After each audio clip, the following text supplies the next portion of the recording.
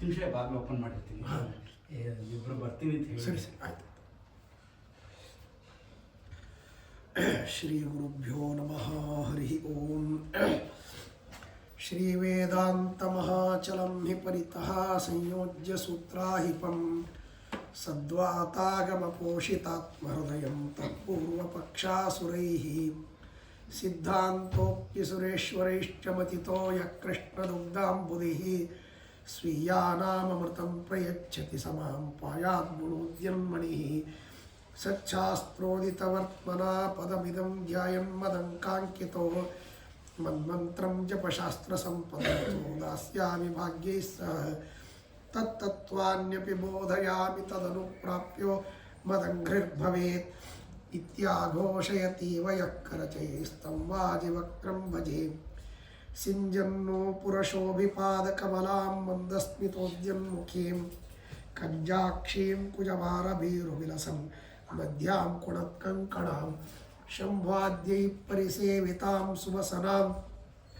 ಜಾಂಬೂನದಾಲಂಕೃತಾಂ ಅಂಬಾಂ ಪ್ರಾಂ ಪ್ರಣತೋಸ್ಮಿ ಕೃಷ್ಣರಮಣೀಂ ಲಂಬಾಲಕಾಂ ರುಕ್ಮಿಣೀಂ ನಮಸ್ತೆ ಪ್ರಾಣೇಶ ಪ್ರಣತವಿಭವಾಯ ವರಿಮಗಾಃ ನಮಸ್ವಾಮಿನ್ ರಾಮಪ್ರಿಯತಮಃ ಹನುಮನ್ ಗುರುಗುಣ ನಮಸ್ತುಭ್ಯಂ ಭೀಮ ಪ್ರಬಲತಮ ಕೃಷ್ಣೇಷ್ಟ ಭಗವನ್ ನಮಃ ಶ್ರೀಮನ್ಮಧ್ವ ಪ್ರದಿಶ ಸುದೃಶಂ ನೋ ಜಯ ಜಯ ನಮೋಸ್ತು ತಾತ್ವಿಕಾ ದೇವಾಃ ವಿಷ್ಣುಭಕ್ತಿಪರಾಯಣಾಃ ಧರ್ಮಮಾರ್ಗೇ ಪ್ರೇರಯಂತು ಭವಂತಃ ಸರ್ವ ಏವ ಹಿ ಯಸ್ಯ ವಾಕ್ಕಾಮಧೇನುರ್ನಃ ಕಾಮಿತಾರ್ಥಾನ್ ಪ್ರಯಚ್ಛತಿ ಸೇವೇತಂ ಜಯಯೋಗೀಂದ್ರಂ ಕಾಮಬಾಣಚ್ಛಿದಂ ಸದಾ ಅಸ್ಮದ್ಗುರುಸಮಾರಂಭಾಂ ಟೀಕಾಕೃತ್ಪಾದಮಧ್ಯಗಾಂ ಶ್ರೀಮದಾಚಾರ್ಯಪರ್ಯಂತಾಂ ವಂದೇ ಗುರುಪರಂಪರಾಂ ಸತ್ಯಾಭಿಜ್ಞಕರಾಬ್ಜೋತ್ಥಾನ್ ಪಂಚಾಶದ್ವರ್ಷಪೂಜಕಾನ್ ಸತ್ಯಪ್ರಮೋದತೀರ್ಥಾರ್ಯಾನ್ ನೋಮಿನ್ಯಾಯ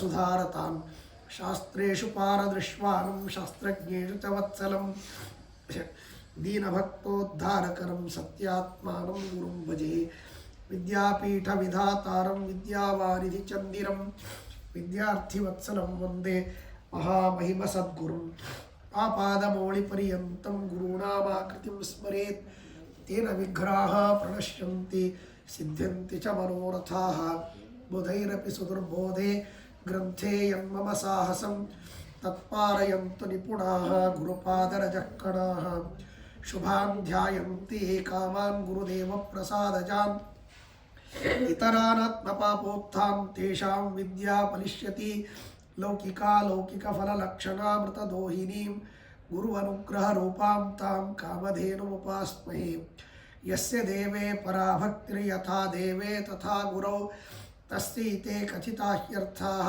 ಪ್ರಕಾಶಂತೆ ಮಹಾತ್ಮನಃ. ಸ್ವಸ್ತ್ಯಸ್ತು ಸತಾಮಶೇಷ ಸನ್ಮಂಗಳಾನಿ ಭವಂತು. ಶ್ರೀ ಗುರುಭ್ಯೋ ನಮಃ. ಹರಿ ಓಂ. ಹರಿ ಓಂ. ಹರಿ ಓಂ.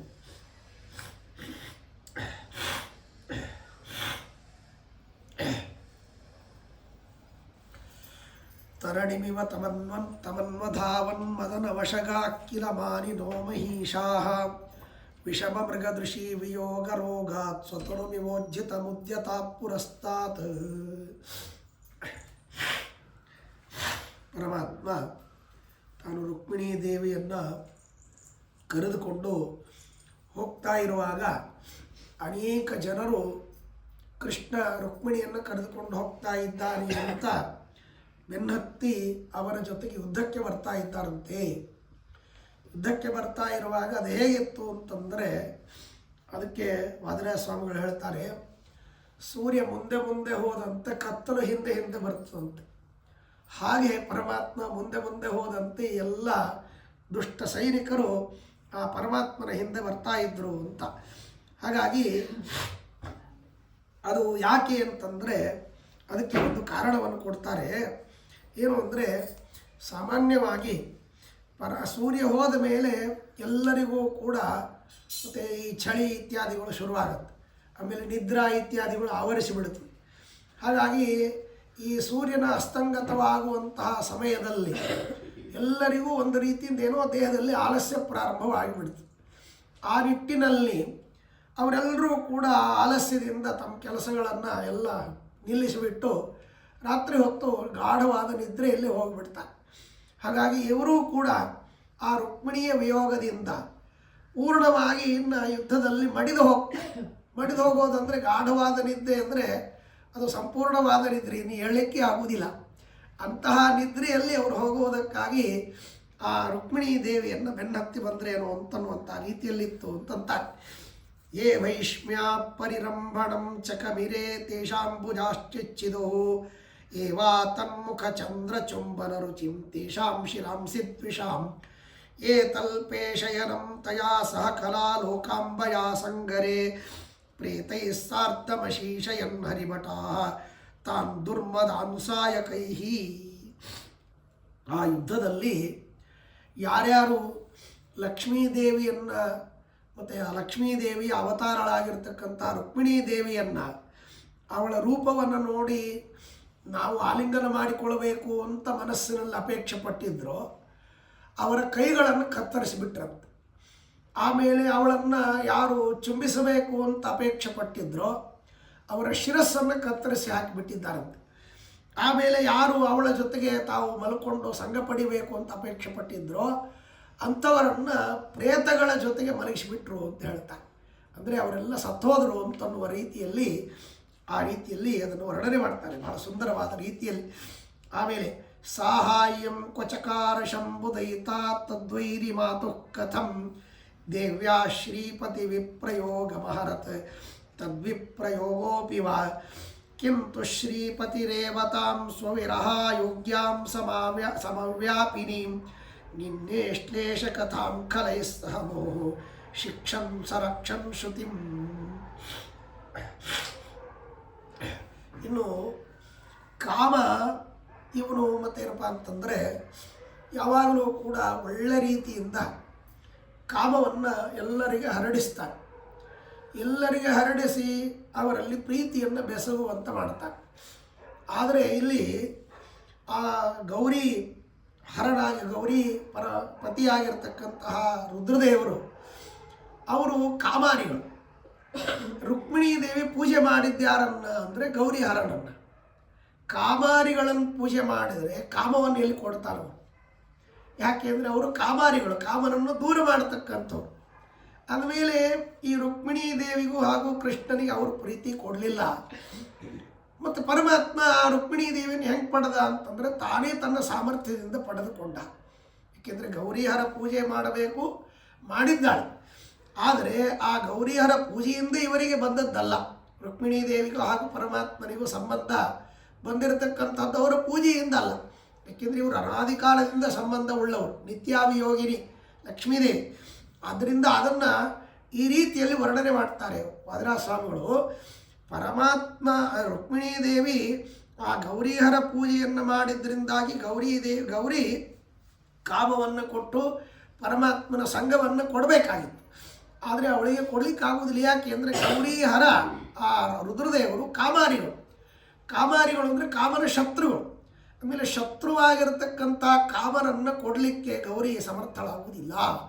ಗಂಡನಿಗೆ ಅಪ್ರೀತಿಕರಳಾಗಿರ್ತಕ್ಕಂಥವನು ಅವನು ಕಾಮ. ಅಂದಮೇಲೆ ಅವರನ್ನು ಹೇಗೆ ಕೊಡ್ಲಿಕ್ಕೆ ಸಾಧ್ಯ? ಅದಕ್ಕಾಗಿ ಅವಳು ಕೊಡಲಿಲ್ಲ. ಪರಮಾತ್ಮನೇ ತನ್ನ ಸಾಮರ್ಥ್ಯದಿಂದ ಅದನ್ನು ಪಡೆದುಕೊಂಡ ಅನ್ನುವ ರೀತಿಯಲ್ಲಿ ಇದನ್ನು ವಿರುದ್ಧವಾಗಿರ್ತಕ್ಕಂಥ ರೀತಿಯಲ್ಲಿ ಹೇಳ್ತಾರೆ. ಆಮೇಲೆ ವಿಪ್ರ ಆ ಬ್ರಾಹ್ಮಣ ಬಂದು ಪರಮಾತ್ಮನಿಗೆ ಪತ್ರಿಕೆಯನ್ನು ಕೊಟ್ಟು ರುಕ್ಮಿಣೀ ದೇವಿಯ ಯೋಗವನ್ನು ಮಾಡಿದ ಅಂತ. ಅದಕ್ಕೆ ರುಕ್ಮಿಣೀ ದೇವಿಯ ಯೋಗವನ್ನು ಮಾಡೋದು ಬ್ರಾಹ್ಮಣನಿಂದ ಸಾಧ್ಯ ಇಲ್ಲ. ಯಾಕೆಂದರೆ ಅಲ್ಲಿ ಹೆಸರೇನಿದೆ ವಿಪ್ರಯೋಗ ಅಂತ. ಆ ವಿಪ್ರಯೋಗ ಅಂದರೆ ವಿಪ್ರಯೋಗ ಅಂತನ್ನೋ ಶಬ್ದಕ್ಕೆ ಯೋಗ ಅಂತನ್ನೋದು ಕೂಡಿಸೋದು ಅಂತ ಅರ್ಥ. ಪ್ರಯೋಗ ಅಂದರೆ ಪ್ರಕರ್ಷೇಣ ಕೂಡಿಸೋದು. ವಿಪ್ರಯೋಗ ಅಂದರೆ ವಿಶೇಷೇಣ ವಿಯೋಗ ಮಾಡೋದು ಅಂತ ಅರ್ಥ. ಹಾಗಾಗಿ ವಿಶೇಷದಿಂದ ಅವರು ವಿಯೋಗ ಮಾಡಲಿಕ್ಕೆ ಬಂದಿರತಕ್ಕಂಥದ್ದು. ಅಂದರೆ ಆ ಬ್ರಾಹ್ಮಣನಿಂದ ಆಗಲಿಲ್ಲ, ಪರಮಾತ್ಮ ತಾನು ತನ್ನ ಸಾಮರ್ಥ್ಯದಿಂದ ಪಡೆದ ಅಂತನ್ನೋದನ್ನು ಹೀಗೆ ವಿಪ್ರಯೋಗದಿಂದ ಇವರಿಗಾಗಲಿಲ್ಲ. ಕಿಂತು ವಿಪ್ರಯೋಗ ಅಂತನ್ನೋದು ಮತ್ತೇನಪ್ಪ ಅಂದರೆ ಆ ಬ್ರಾಹ್ಮಣನಿಂದ ಆಗಿರ್ತಕ್ಕಂಥದ್ದಲ್ಲ. ಶ್ರೀಪತಿರೇವ ಸ್ವವಿರಹ ಯೋಗ್ಯಾಂ ಸಮವ್ಯಾಪಿನಿ, ತನಗೆ ವಿರಹಳಾಗಲಿಕ್ಕೆ ಇವಳು ಯೋಗ್ಯ ಅಲ್ಲ ಅನ್ನುವಂತಹ ಕಾರಣದಿಂದ ಎಲ್ಲ ಕಾಲದಲ್ಲಿಯೂ ಎಲ್ಲ ದೇಶದಲ್ಲಿಯೂ ಪರಮಾತ್ಮನಿಗೆ ಸಮಾನವಾಗಿ ವ್ಯಾಪ್ತಳಾಗಿರ್ತಕ್ಕಂಥವಳು. ಅದಕ್ಕಾಗಿಯೇ ಸಮನ ಅಂತ ಲಕ್ಷ್ಮೀದೇವಿಗೆ ಹೆಸರು.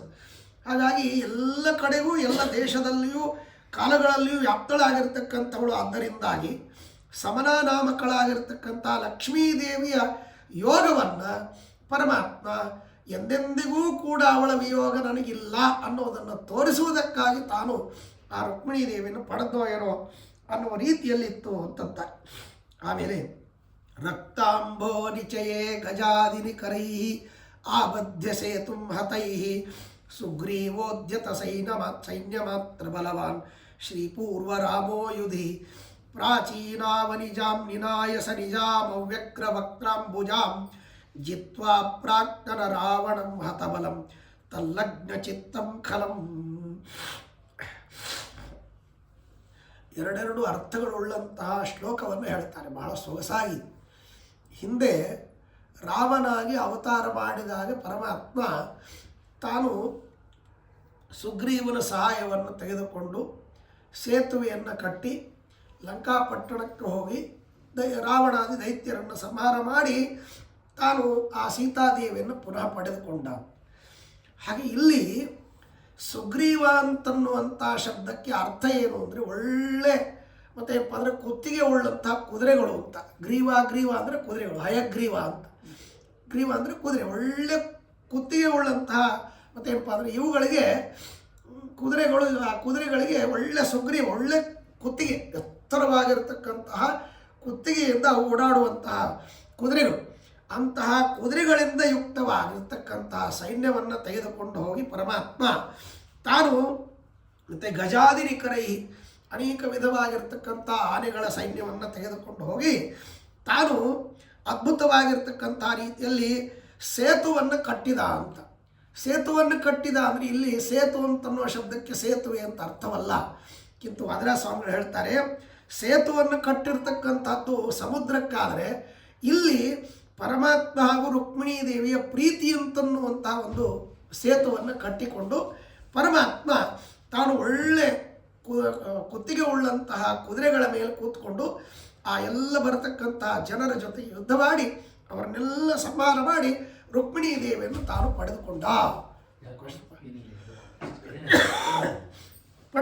ಅಂತನ್ನುವಂತಹ ರೀತಿಯಲ್ಲಿ ಹೇಳ್ತಾರೆ. ಹಾಗಾಗಿ ಅದು ಹಿಂದೆ ರಾವಣನನ್ನು ಸಂಹಾರ ಮಾಡಿ ಸೀತೆಯನ್ನು ಹೇಗೆ ಪಡೆದೋ ಅದನ್ನು ಸ್ಮರಿಸುವಂತಹ ರೀತಿಯಲ್ಲಿ ಇತ್ತು ಅಂತ. ಆಮೇಲೆ ಬಹಳ ಸುಂದರವಾಗಿ ಹೇಳ್ತಾರೆ, ಶಬ್ದದ ಒಂದು ಸೌಷ್ಠವತೆ ಅಂದರೆ ಶಬ್ದಲಾಲಿತ್ಯ ಅಂತ ಒಂದೇ ತರಹ ಶಬ್ದಗಳನ್ನು ಕೆಲವು ಕಡೆಗೆ ಪ್ರಯೋಗ ಮಾಡ್ತಾರೆ. ಅಹೈ ದಹೈ ಕಶ್ಚಿತ್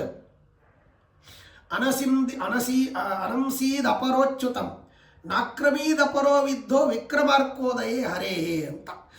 ಅಹೈ ದಹೈ ಅಂತ ಅಂದರೆ ಯಾರು ಕುದುರೆ ಮೇಲೆ ಕೂತ್ಕೊಂಡು ಬಂದರೋ ಅವರು ಕುದುರೆ ಇಲ್ಲದೇ ಇದ್ದಂತೆ ಆಗಿ ಹೋದರು, ಅಂದರೆ ಕುದುರೆಗಳೇ ಸತ್ತು ಹೋಗ್ಬಿಟ್ಟು ಅಂತ. ಹೀಗೆ ಒಬ್ಬರು. ಇನ್ನು ಕೆಲವರು ಮತ್ತು ಏನಪ್ಪ ಅಂದರೆ ಅನಂಸೀದ್ ಅಪರೋಚ್ಯುತ, ಇನ್ನು ಕೆಲವರು ಮತ್ತು ತಾವು ಬಂದಿರತಕ್ಕಂತಹ ರೀತಿಯಲ್ಲಿ ಅಚ್ಯುತ ಅಂತ ಪರಮಾತ್ಮನಿಗೆ ಕರೀತಾರೆ. ಅವನನ್ನು ಹೊಂದಿದರೆ ಖರೆ ಅಂದರೆ ಚ್ಯುತಿ ಬರೋದಿಲ್ಲ. ಆದರೆ ಅದರ ತದ್ವಿರುದ್ಧವಾಗಿ ಅಚ್ಯುತನ ಹತ್ರ ಬಂದರೆ ಇವರೆಲ್ಲ ಚ್ಯುತರಾಗಿ ಹೋದರು. ಹೀಗೆ ನಾಕ್ರಮೀದ ಅಪರೋವಿದ್ದ. ಇನ್ನು ಕೆಲವರು ಕೈಕಾಲುಗಳನ್ನು ಕಡಿಸಿಕೊಂಡು ಕೆಳಗೆ ಬಿದ್ದವರಾಗಿ ಅವರಿಗೆ ಆಕ್ರಮಣ ಮಾಡಲಿಕ್ಕೇ ಆಗಲಿಲ್ಲ, ಕೆಳಗೆ ಬಿದ್ದುಬಿಟ್ರು. ಯಾವಾಗ ಅಂದರೆ ವಿಕ್ರಮಾರ್ಕೋದಯೇ ಹರೇ, ಪರಮಾತ್ಮನ ಪರಾಕ್ರಮ ಯಾವಾಗ ಅಭಿವೃದ್ಧಿ ಆಯಿತೋ ಇವರೆಲ್ಲರೂ ಕೂಡ ಆಕ್ರಮಣ ಮಾಡಲಿಕ್ಕಾಗದೇನೆ ಕೂತ್ಕೊಂಡ್ಬಿಟ್ರು.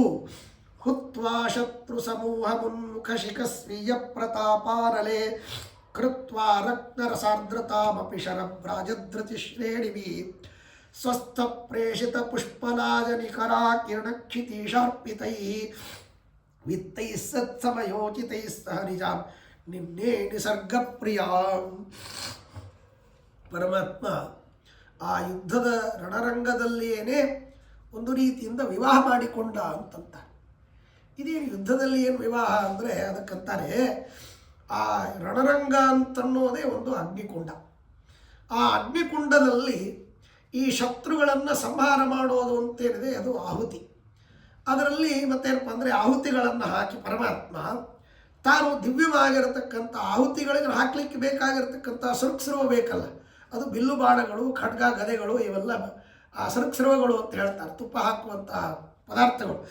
ಅವುಗಳನ್ನು ಹಾಕಿ ಮತ್ತು ಇಷ್ಟೆಲ್ಲ ಹೋಮ ಮಾಡಿ ಪರಮಾತ್ಮ ಮದುವೆ ಮಾಡಿಕೊಂಡ್ಮೇಲೆ ವರದಕ್ಷಿಣೆ ಕೊಡಬೇಕಲ್ರಿ, ಅದು ಎಲ್ಲಿದ್ದು ಸಿಕ್ತು ಪರಮಾತ್ಮನಿಗೆ ಅಂದರೆ ಅದಕ್ಕಂತಾರೆ ಆ ಎಲ್ಲ ಜನರು ಬಂದಿದ್ರಲ್ಲ ಅವರೆಲ್ಲ ಬಂದು ಉಡುಗೊರೆ ಕೊಟ್ಟು ಹೋಗ್ತಾರೆ. ಸಾಮಾನ್ಯವಾಗಿ ಮದುವೆಯಲ್ಲಿ ಏನು ಮಾಡ್ತಾರೆ, ಎಲ್ಲರೂ ಉಡುಗೊರೆ ಕೊಟ್ಟು ಹೋಗ್ತಾರೆ. ಆ ಉಡುಗೊರೆ ಕೊಟ್ಟು ಹೋಗಿಬಿಡ್ತಾರೆ. ಆ ಉಡುಗೊರೆಯನ್ನೇ ನಾವು ತಗೊಂಡು ಹೋಗೋದಿಲ್ಲ. ಹಾಗೆ ಇವರು ಯುದ್ಧಕ್ಕೆ ಬಂದಿರತಕ್ಕಂಥ ಜನರು ಕೆಲವರೆಲ್ಲ ಸತ್ತೋದಾಗ ಅವರು ತಂದಿರತಕ್ಕಂಥ ಕುದುರೆಗಳು, ಆನೆಗಳು, ರಥಗಳು ಇವೆಲ್ಲ ಆ ಪರಮಾತ್ಮನಿಗೆ ವರದಕ್ಷಿಣೆಯ ರೂಪದಲ್ಲಿ ಉಳಿಸಿ ಹೋಗ್ಬಿಟ್ರು ಅಂತ. ಆ ರೀತಿಯಲ್ಲಿ ಆ ಪರಮಾತ್ಮನಿಗೆ ವರದಕ್ಷಿಣೆಯ ರೂಪದಲ್ಲಿ ಅದನ್ನು ಕೊಟ್ಟು ತಾವೆಲ್ಲ ಇನ್ನು ಇರೇಬಾರದು ಅಂತೇಳಿ ಹೋಗ್ಬಿಟ್ರಂತೆ, ಎಲ್ಲ ಪರಲೋಕಕ್ಕೆ ಹೋಗ್ಬಿಟ್ರು ಅಂತ. ಆ ರೀತಿಯಲ್ಲಿ ಅವರು ಕೊಟ್ಟು ಹೋದಾಗ ಪರಮಾತ್ಮ ಅವಳನ್ನು ಕರೆದುಕೊಂಡು ಹೋದ. ಕೃಷ್ಣೇ ಸ್ವಾಂ ದಯಿತಾಂ ನಯತ್ಯುರುಬಲೆ ತದ್ಬಂಧು ಯೋಗ್ಯಾಂ ದಶಾಂ ಆಪನ್ನ ಇವ ಭೂಭುಜೋಂತಕಪುರಿ ಮನ್ವಾಗತಾ ವೈಗತಾ ಅನ್ನೇ ಖಿನ್ನ ಮುಖಾದೃಗಂಬು ಸಸೃಜು ಕೇಚಿಚ್ಚ ಮೂರ್ಛಾಂಶಿತಾ ಚೈದ್ಯಾದ್ಯಾ ಬಲಿನಾನನಾಗತಗಿರಃ ಚಿಂತಾಂ ದುರಂತಾಂ ಯಯುಃ. ಕನ್ಯೆಯನ್ನು ವರನಿಗೆ ಒಪ್ಪಿಸಿ ಮದುವೆಯಲ್ಲಿ ವರನ ಮನೆಗೆ ಕಳಿಸ್ತಾ ಇರುವಾಗ ಅನೇಕರಿಗೆ ಅನೇಕ ವಿಧವಾದ ದುಃಖವಾಗುತ್ತೆ. ಆ ರೀತಿಯಲ್ಲಿ ಇಲ್ಲಿಯೂ ಕೂಡ ದುಃಖವಾಯಿತು ಅಂತಂತ. ಯಾರ್ಯಾರಿಗೆ ಏನೇನಾಯಿತು ಅಂದರೆ ಕೃಷ್ಣೇ ಸ್ವಾಂ ದಯಿತೆ ನಯತ್ಯುರುಬಲೆ ತದ್ಬಂಧು ಯೋಗ್ಯಾಂ ದಶಾಂ. ಕೆಲವರಿಗೆಲ್ಲ ಆ ಬಂಧುಗಳಿಗೆ ಏನು ಕನ್ಯೆಯ ಬಂಧುಗಳಿಗೆ ಏನೇನು ಅವಸ್ಥೆ ಆಗಬೇಕೋ ಆ ಎಲ್ಲ ಅವಸ್ಥೆ ಆಯ್ತಂತೆ. ಏನು ಅಂದರೆ ಅಲ್ಲಿ ಆಪನ್ನ ಇವ ಭೂಭುಜೋಂತಕ ಪುರಿ ಮನ್ವಾಗತಾ ವೈಗತಾ. ಕೆಲವರು ಆ ಕನ್ಯೆಯನ್ನು ಕಳಿಸ್ಲಿಕ್ಕೆ ಊರಿನ ದಂಡಿ ತನಕ ಬಂದಿರ್ತಾರೆ. ಆಕಾಶರಾಜ ಹೇಗೆ ಪರಮಾತ್ಮನ ಕಳಿಸ್ಲಿಕ್ಕೆ ಊರ ದಂಡಿ ತನಕ ಬಂದರು, ಹಾಗೆ ಅವರೆಲ್ಲ ಯುದ್ಧವಾಡ್ಲಿಕ್ಕೆ ಬಂದವರು ಅವರು ಯುದ್ಧ ಆಡ್ಲಿಕ್ಕೆ ಬಂದಿದ್ದಿಲ್ಲ, ರುಕ್ಮಿಣಿ ದೇವರು ಕೊಟ್ಟು ಕಳಿಸ್ಲಿಕ್ಕೆ ಬಂದಿದ್ರು ಅಂತನ್ನುವ ರೀತಿಯಲ್ಲಿ ಇತ್ತಂತೆ. ಆಮೇಲೆ ಇನ್ನು ಕೆಲವರು ಕೈಕಾಲುಗಳನ್ನು ಕಡಿದುಕೊಂಡು ಕಣ್ಣಲ್ಲಿ ನೀರು ಸುರಿಸ್ತಾ ಇದ್ರು. ಅವರೆಲ್ಲ ರುಕ್ಮಿಣಿ ದೇವಿ ಹೋಗ್ತಾ ಇದ್ದಾಳೆ ನಮ್ಮನ್ನು ಬಿಟ್ಟು ಅನ್ನೋ ರೀತಿಯಲ್ಲಿ ಅಳುವಂತೆ ಇತ್ತು. ಇನ್ನು ಕೆಲವರು ಮಲಿನಾರನ ಮುಖವನ್ನು ಮುಚ್ಚಿಕೊಂಡು ಬಹಳ ದುಃಖದಿಂದ ಇರತಕ್ಕಂಥ ರೀತಿಯಲ್ಲಿ ಇರ್ತಕ್ಕಂಥವರು ಅವರು ಅಲ್ಲೇ ಹತ್ತಿರ ಬರಲಿ, ಯಾಕಂದ್ರೆ ಅವ್ರನ್ನ ದೂರದ ತನಕ ಕರ್ಕೊಂಡು ಹೋದರೆ ದುಃಖ ತಡೆಯೋದಕ್ಕಾಗೋದಿಲ್ಲ ಅಂತ ಮನೆಯಲ್ಲೇ ಕೂತು ಅಳ್ತಿರ್ತಾರೆ ಕೆಲವರು. ಹಾಗೆ ಶಿಶುಪಾಲಾದಿಗಳೆಲ್ಲ ಮನೆಯಲ್ಲೇ ಕೂತ್ಕೊಂಡು ಅಳ್ತಾ ಇದ್ರು ಅಂತನ್ನುವ ರೀತಿಯಲ್ಲಿ ಅದನ್ನು ವರ್ಣನೆ ಮಾಡ್ತಾರೆ. ಹೀಗೆ ಅವರಿಗೆ ಮಾತಾಡಲಿಕ್ಕೆ ಆಗಲಿಲ್ಲ, ಆ ಮಾತುಗಳು ಬಂದಾಗಿಬಿಟ್ಟು ಮುಖ ಗದ್ಗಯಿತವಾದ ಕಂಠದಿಂದ ದುಃಖ ಪಡ್ತಾ ಇದ್ದಾರೆ ಅಂತ. ನ ಕೃಷ್ಣೋ ನಾಪಿ ತತ್ಸೇನ ಜಘಾನ ರಿಪುವಾಹಿನಿ ಜನನೀ ದ್ರೋಹ ಕೃಚ್ಛೈದ್ಯ ಪಕ್ಷಪಾತೇನ ಸಾಹತ. ಆಮೇಲೆ ಇನ್ನೊಂದು ಮಾತನ್ನು ಹೇಳ್ತಾರೆ. ಯುದ್ಧದಲ್ಲಿ ಕೃಷ್ಣ ಪರಮಾತ್ಮ ಆ ಎಲ್ಲ ಸೈನ್ಯವನ್ನು ಸಂಹಾರ ಮಾಡಿದ. ಆದರೆ ಕೃಷ್ಣ ಸಂಹಾರ ಮಾಡಿದ್ದಲ್ಲ ಅಲ್ರಿ. ಕೃಷ್ಣ ಸಂಹಾರ ಮಾಡಿದ ಅಂತಂತೀರಿ, ಮಾಡಿದ್ದಲ್ಲ ಅಂತಂದರೆ ಹೇಗೆ ಅಂದರೆ ಅದಕ್ಕೆ ಹೇಳ್ತಾರೆ ಜನನೀ ದ್ರೋಹ ಕೃಚ್ಛೈದ್ಯ ಪಕ್ಷಪಾತೇನ ಸಾಹತ. ಯಾರಾದರೂ ತಾಯಿಯ ಸಂಘವನ್ನು ಮಾಡಬೇಕು ಅಂತ ಅಪೇಕ್ಷೆ ಪಡ್ತಾರೆ ನೋಡಿ, ಇದು ಅತ್ಯಂತ ನಿಷಿದ್ಧವಾಗಿರ್ತಕ್ಕಂಥದ್ದು. ತಾಯಿಯನ್ನು ಎಂದಿಗೂ ಕೂಡ ಕಾಮನೆಯಿಂದ ನೋಡಬಾರದು, ಅದು ಘೋರವಾದ ಪಾಪ. ಅಂದಮೇಲೆ ಜಗಜ್ಜನನಿಯಾಗಿರ್ತಕ್ಕಂಥ ರುಕ್ಮಿಣೀ ದೇವಿಯನ್ನು ಕಾಮದಿಂದ ನೋಡುವಂಥ ಶಿಶುಪಾಲನ ಪಕ್ಷವನ್ನು ವಹಿಸಿ ಬಂದ್ರಲ್ಲ, ಆ ಪಾಪದಿಂದ ಅವರು ಸತ್ತೋದ್ರು ಹೊರತು ಕೃಷ್ಣ ಅವರನ್ನು ಸಂಹಾರ ಮಾಡಿದ್ದಲ್ಲ ಅನ್ನುವಂಥ ಮಾತನ್ನು ಹೇಳ್ತಾರೆ. ಅಂದರೆ ಇದರಿಂದ ಒಂದು ನೀತಿಯನ್ನು ಕೂಡ ತಿಳಿಸ್ತಾರೆ, ಬಹಳ ಅದ್ಭುತವಾಗಿರ್ತಕ್ಕಂಥ. ಎಂದೆಂದಿಗೂ ವರಂ ಸ್ವಮಾತೃಗಮನ ಅಂತನ್ನೋದು ಬಹಳ ದೊಡ್ಡ ಪಾಪ ಅಂತನ್ನುವಂಥ ಮಾತನ್ನು ಹೇಳ್ತಾರೆ. ಮನಸಾಪಿ ಆ ವಿಷಯವನ್ನು ಚಿಂತನೆ ಮಾಡಬಾರ್ದು, ಅಷ್ಟು ಘೋರವಾಗಿರ್ತಕ್ಕಂಥ ಪಾಪ. ಅಂತಹ ಪಾಪವನ್ನು ಮಾಡುವಂತಹ ಆ ಚೈದ್ಯ ಶಿಶುಪಾಲನ ಪಕ್ಷವನ್ನು ವಹಿಸಿ ಬಂದರು ಅಂತನ್ನೋದಕ್ಕಾಗಿ ಅವರೆಲ್ಲ ಸತ್ತೋದ್ರು ಅಂತನ್ನುವಂಥ ಮಾತನ್ನು ಹೇಳ್ತಾರೆ. ಹೀಗೆ ಇಷ್ಟಾದ ಮೇಲೆ ಈ ಕಡೆಗೆ ಆ ಭಾಗವತದಲ್ಲಿ ಹೇಳುವಂತೆ ಎಲ್ಲ ಸೈನ್ಯ ಸೋತು ಬಂದ ಮೇಲೆ ರುಕ್ಮಿ ಪ್ರತಿಜ್ಞೆ ಮಾಡ್ತಾನಂತೆ, ಬೇಕಾದಾಗಲಿ ಕೃಷ್ಣನನ್ನು ಕೊಂದು ಆ ರುಕ್ಮಿಣೀ ದೇವಿಯನ್ನು ಕರ್ಕೊಂಡು ಬಂದು ಮತ್ತೇನಪ್ಪ ಅಂದರೆ ಈ ಶಿಶುಪಾಲನಿಗೆ ನಾನು ಮದುವೆ ಮಾಡ್ತೀನಿ, ಇದನ್ನು ಮದುವೆ ಮಾಡದೇ ಇದ್ದರೆ ನಾನು ಈ ಊರನ್ನೇ ಪ್ರವೇಶ ಮಾಡುವುದಿಲ್ಲ ಅಂತ ಹೇಳಿ ಪ್ರತಿಜ್ಞೆ ಮಾಡ್ತಾನೆ. ಆಗ ಜರಾಸಂಧಾದಿಗಳೆಲ್ಲ ಬೇಡ ಹಾಗೆಲ್ಲ ಪ್ರತಿಜ್ಞೆ ಮಾಡಬೇಡ, ಕೃಷ್ಣನನ್ನು ಸೋಲಿಸೋದು ಬಹಳ ಕಷ್ಟ, ಅದಾಗುವುದಿಲ್ಲ ಅಂತ ಹೇಳಿದರೂ ಕೇಳುವುದಿಲ್ಲ, ಪ್ರತಿಜ್ಞೆ ಮಾಡಿ ಹೊರಡ್ತಾನೆ. ಆ ಕೃಷ್ಣನ ಜೊತೆಗೆ ಯುದ್ಧಕ್ಕೆ ಬರ್ತಾನೆ. ಯುದ್ಧಕ್ಕೆ ಬಂದಾಗ ಘೋರವಾಗಿರ್ತಕ್ಕಂಥ ಯುದ್ಧವಾಗ್ತದೆ. ಅವನು ಒಂದು ಅಕ್ಷೋಹಿಣಿ ಸೈನ್ಯವನ್ನು ತೆಗೆದುಕೊಂಡು ಬಂದಿರ್ತಾನೆ. ಪರಮಾತ್ಮ ಒಬ್ಬನೇ ನರ್ಮದಾ ನದಿಯನ್ನು ದಾಟಿಸ್ತಾ ಇರ್ತಾನೆ ಪರಮಾತ್ಮ. ಆ ಸಮಯದಲ್ಲಿ ಯುದ್ಧವಾದಾಗ ಪರಮಾತ್ಮ ತಾನು ಅವನ ಜೊತೆಗೆ ಯುದ್ಧವಾಡಿ ರುಕ್ಮೀ ಸ ರುಕ್ಮೀವ ಯದಾ ವಿರೋಧಂ ಚಕ್ರೇ ತದಾ ಚಕ್ರಧರಶ್ಚ ರೌಕ್ಮಂ ಚಿತ್ವಾ ಧನುಸ್ತಸ್ಯ ಮುಹುರ್ಭವಿಷ್ಯತ್ ಉದ್ಯೋಗ ಮುಕ್ತಾಪಯತಿ ಸ್ಮ ದೇವಃ. ಹಾಗಾಗಿ ಅವನು ಯುದ್ಧಕ್ಕೆ ಬಂದಾಗ ಪರಮಾತ್ಮ ಅನೇಕ ಬಾರಿ ಅವನ ಧನುರ್ಬಾಣಗಳನ್ನು ಮುರಿದು ಹಾಕಿಬಿಟ್ಟ. ಅವನ ಆಯುಧಗಳನ್ನೆಲ್ಲ ಮುರಿದು ಹಾಕಿಬಿಟ್ಟ. ಏನು ಆಯುಧಗಳಿಲ್ಲದೆ ಇದ್ದಂತಾಗೋಯಿತು. ಆಮೇಲೆ ಅವನು ವಿಚಾರ ಮಾಡಿದ, ಇವೆಲ್ಲ ಸಾಮಾನ್ಯವಾಗಿರತಕ್ಕಂಥ ಧನುಸ್ಸುಗಳು. ಈ ಧನುಸ್ಸನ್ನು ಕೃಷ್ಣ ಮುರಿತಾನೆ. ನಾನು ರುದ್ರದೇವರನ್ನು ಆರಾಧನೆ ಮಾಡಿ ಆ ರುದ್ರದೇವರಿಂದ ಅವರ ಧನುಸ್ಸನ್ನು ಪಡೆದುಕೊಂಡ್ರೆ ಆಗ ಕೃಷ್ಣನಿಗೆ ಇದನ್ನು ಮುರಿಲಿಕ್ಕಾಗುವುದಿಲ್ಲ. ಅದಕ್ಕೆ ಆ ಧನುಸ್ಸನ್ನು ಪಡೆದು ನಾನು ಯುದ್ಧವಾಡಬೇಕು ಅಂತ ಅಪೇಕ್ಷೆ ಪಟ್ಟು ಅವನು ತಪಶ್ಚರ್ಯಕ್ಕೆ ಹೋಗ್ತಾನೆ. ಮುಂದೆ ರುದ್ರದೇವರನ್ನು ಕುರಿತು ತಪಶ್ಚರ್ಯ ಮಾಡಿ ಅವನು ಆ ರುದ್ರದೇವರಿಂದ ಧನುಸ್ಸನ್ನು ಪಡಿತಾನೆ. ಹಾಗಾಗಿ ಆ ಧನುಸ್ಸನ್ನು ಪಡೆಯುವುದಕ್ಕೆ ಈ ರೀತಿಯಲ್ಲಿ ಪರಮಾತ್ಮ ಅನೇಕ ಬಾರಿ ಅವನ ಧನುಸ್ಸನ್ನು ಮುರಿದದ್ದು ಅವನಿಗೆ ಪ್ರೇರೇಪಿಸಿತೇನೋ ಅನ್ನುವಂಥ ರೀತಿಯಲ್ಲಿ ಇತ್ತಂತೆ. ಆ ಧನುಸ್ಸನ್ನು ಪಡೆಯುವುದಕ್ಕೆ ಇವನೇ ತಪಶ್ಚರ್ಯಕ್ಕೆ ಹೋಗ್ತಾನೆ. ಅದಕ್ಕೆ ಅವನಿಗೆ ಆ ಪ್ರಯತ್ನವನ್ನು ಮಾಡಲಿಕ್ಕೆ ಆ ರೀತಿಯಲ್ಲಿ ಅದು ಕಾರಣವಾಯಿತು ಅಂತನ್ನುವಂಥ ರೀತಿಯಲ್ಲಿ ಹೇಳ್ತಾರೆ.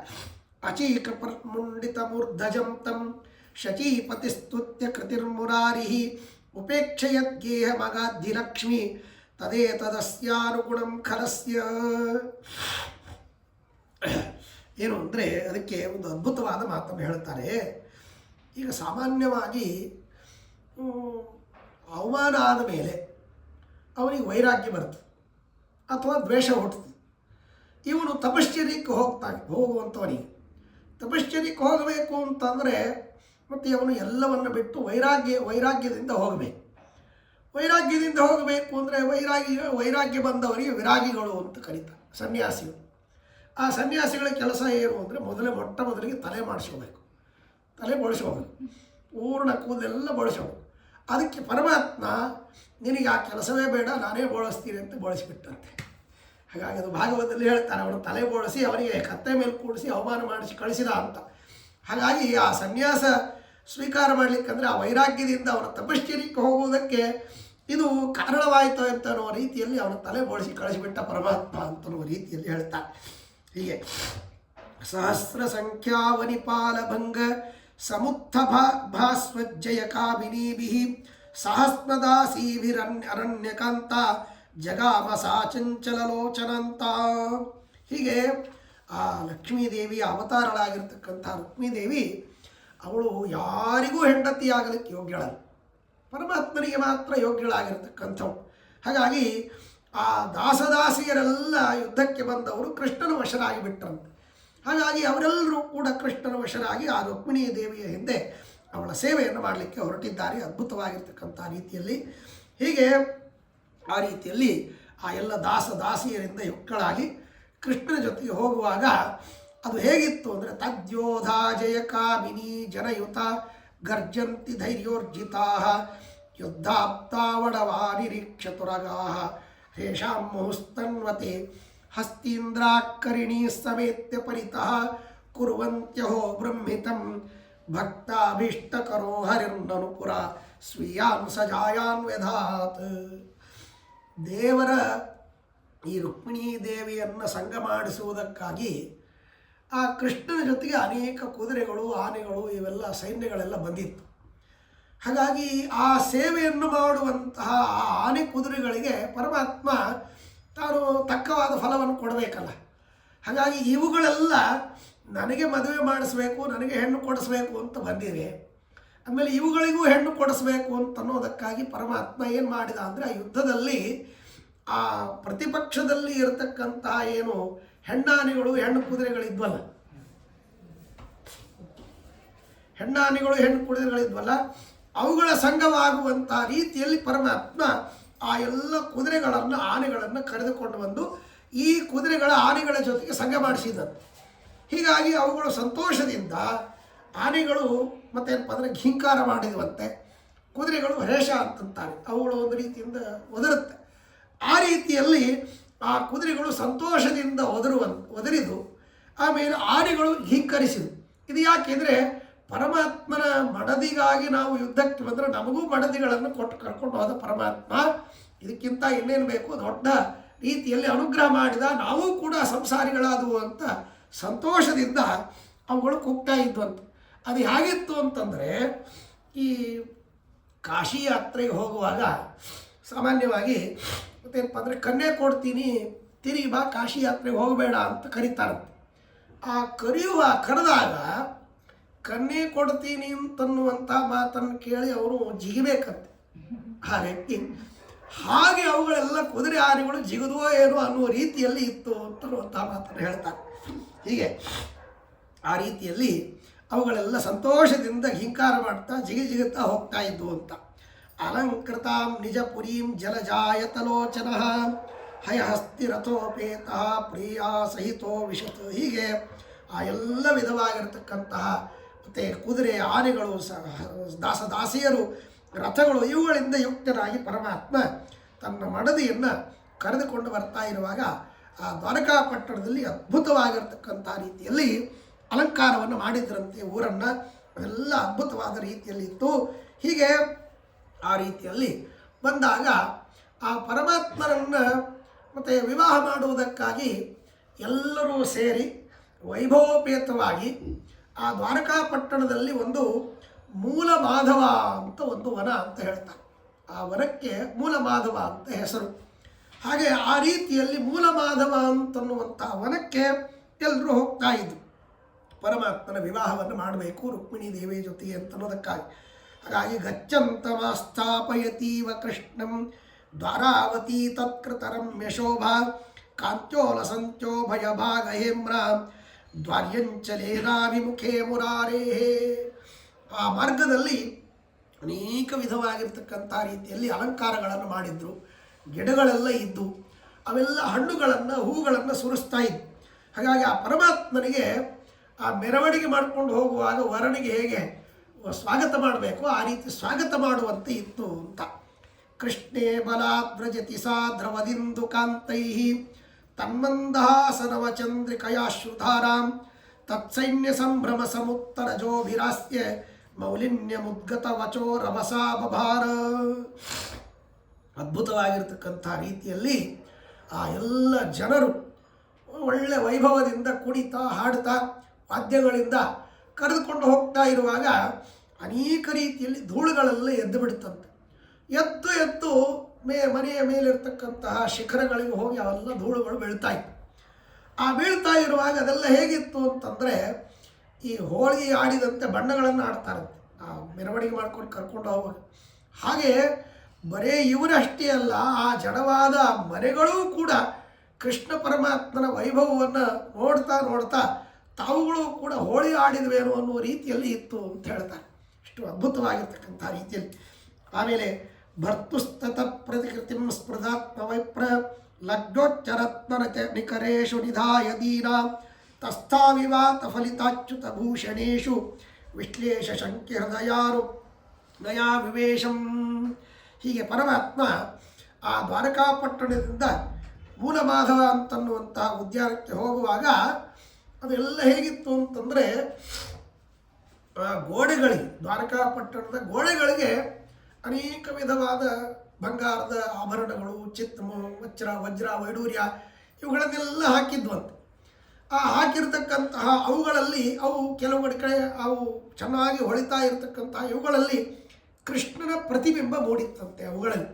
ಹಾಗಾಗಿ ಅವುಗಳು ಕೃಷ್ಣ ಇಲ್ಲೇ ಮದುವೆ ಮಾಡ್ಕೋಬೇಕಾಗಿತ್ತು, ಮತ್ತು ಅಲ್ಲಿ ಮೂಲಮಾಧವಕ್ಕೆ ಯಾಕೆ ಹೋಗ್ತಾ ಇದ್ದಾನೆ ಅಂತ ವಿಚಾರ ಬಂದಾಗ ಅವಕ್ಕೆ ನೀವೇನು ಚಿಂತೆ ಮಾಡಬೇಡ್ರಿ, ನಾನು ಇಲ್ಲೇ ಇದ್ದೀನಿ ಅಂತ ತೋರಿಸ್ಲಿಕ್ಕೆ ಅವುಗಳಿಗೆ ಆ ಎಲ್ಲ ಕಡೆಗೂ ಕೂಡ ತಾನು ಅನಂತ ರೂಪನಾಗಿ ನಿಮ್ಮೆಲ್ಲ ಕಡೆಗೂ ಇಲ್ಲ ಇಲ್ಲೇ ಇದ್ದೇನೆ, ನಿಮ್ಮನ್ನು ಬಿಟ್ಟು ಹೋಗುವುದಿಲ್ಲ ಅಂತ ಅವುಗಳಿಗೆ ಸಂತೋಷಪಡಿಸುವುದಕ್ಕಾಗಿ ಆ ರೀತಿಯಲ್ಲಿ ಪರಮಾತ್ಮ ಅವಳಿಗೆ ಮತ್ತು ಸಮಾಧಾನ ಮಾಡುವುದಕ್ಕಾಗಿ ಆ ರೂಪದಲ್ಲಿ ತೋರಿದ್ನೋ ಏನೋ ಅಂತನ್ನುವ ರೀತಿಯಲ್ಲಿ.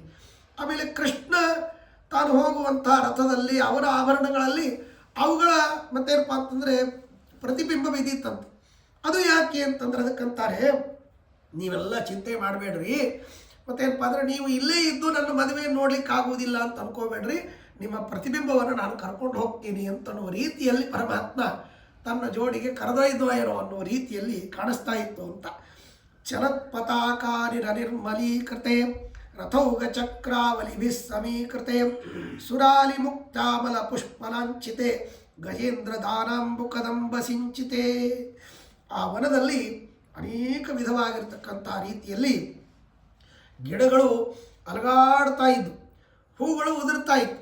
ಹಾಗಾಗಿ ಅವನಿಗೆ ಸ್ವಾಗತ ಮಾಡುವುದಕ್ಕಾಗಿ ಆ ರೀತಿಯಲ್ಲಿ, ಆಮೇಲೆ ಅಲ್ಲಲ್ಲಿ ಸಮುದ್ರದ ನೀರಿನಿಂದ ಮತ್ತು ಹರ್ಕೊಂಡು ಬಂದು ಮುತ್ತು ರತ್ನಗಳೆಲ್ಲ ಗಿಡದ ಸುತ್ತಲೂ ಬಿದ್ದಿದ್ವಂತೆ.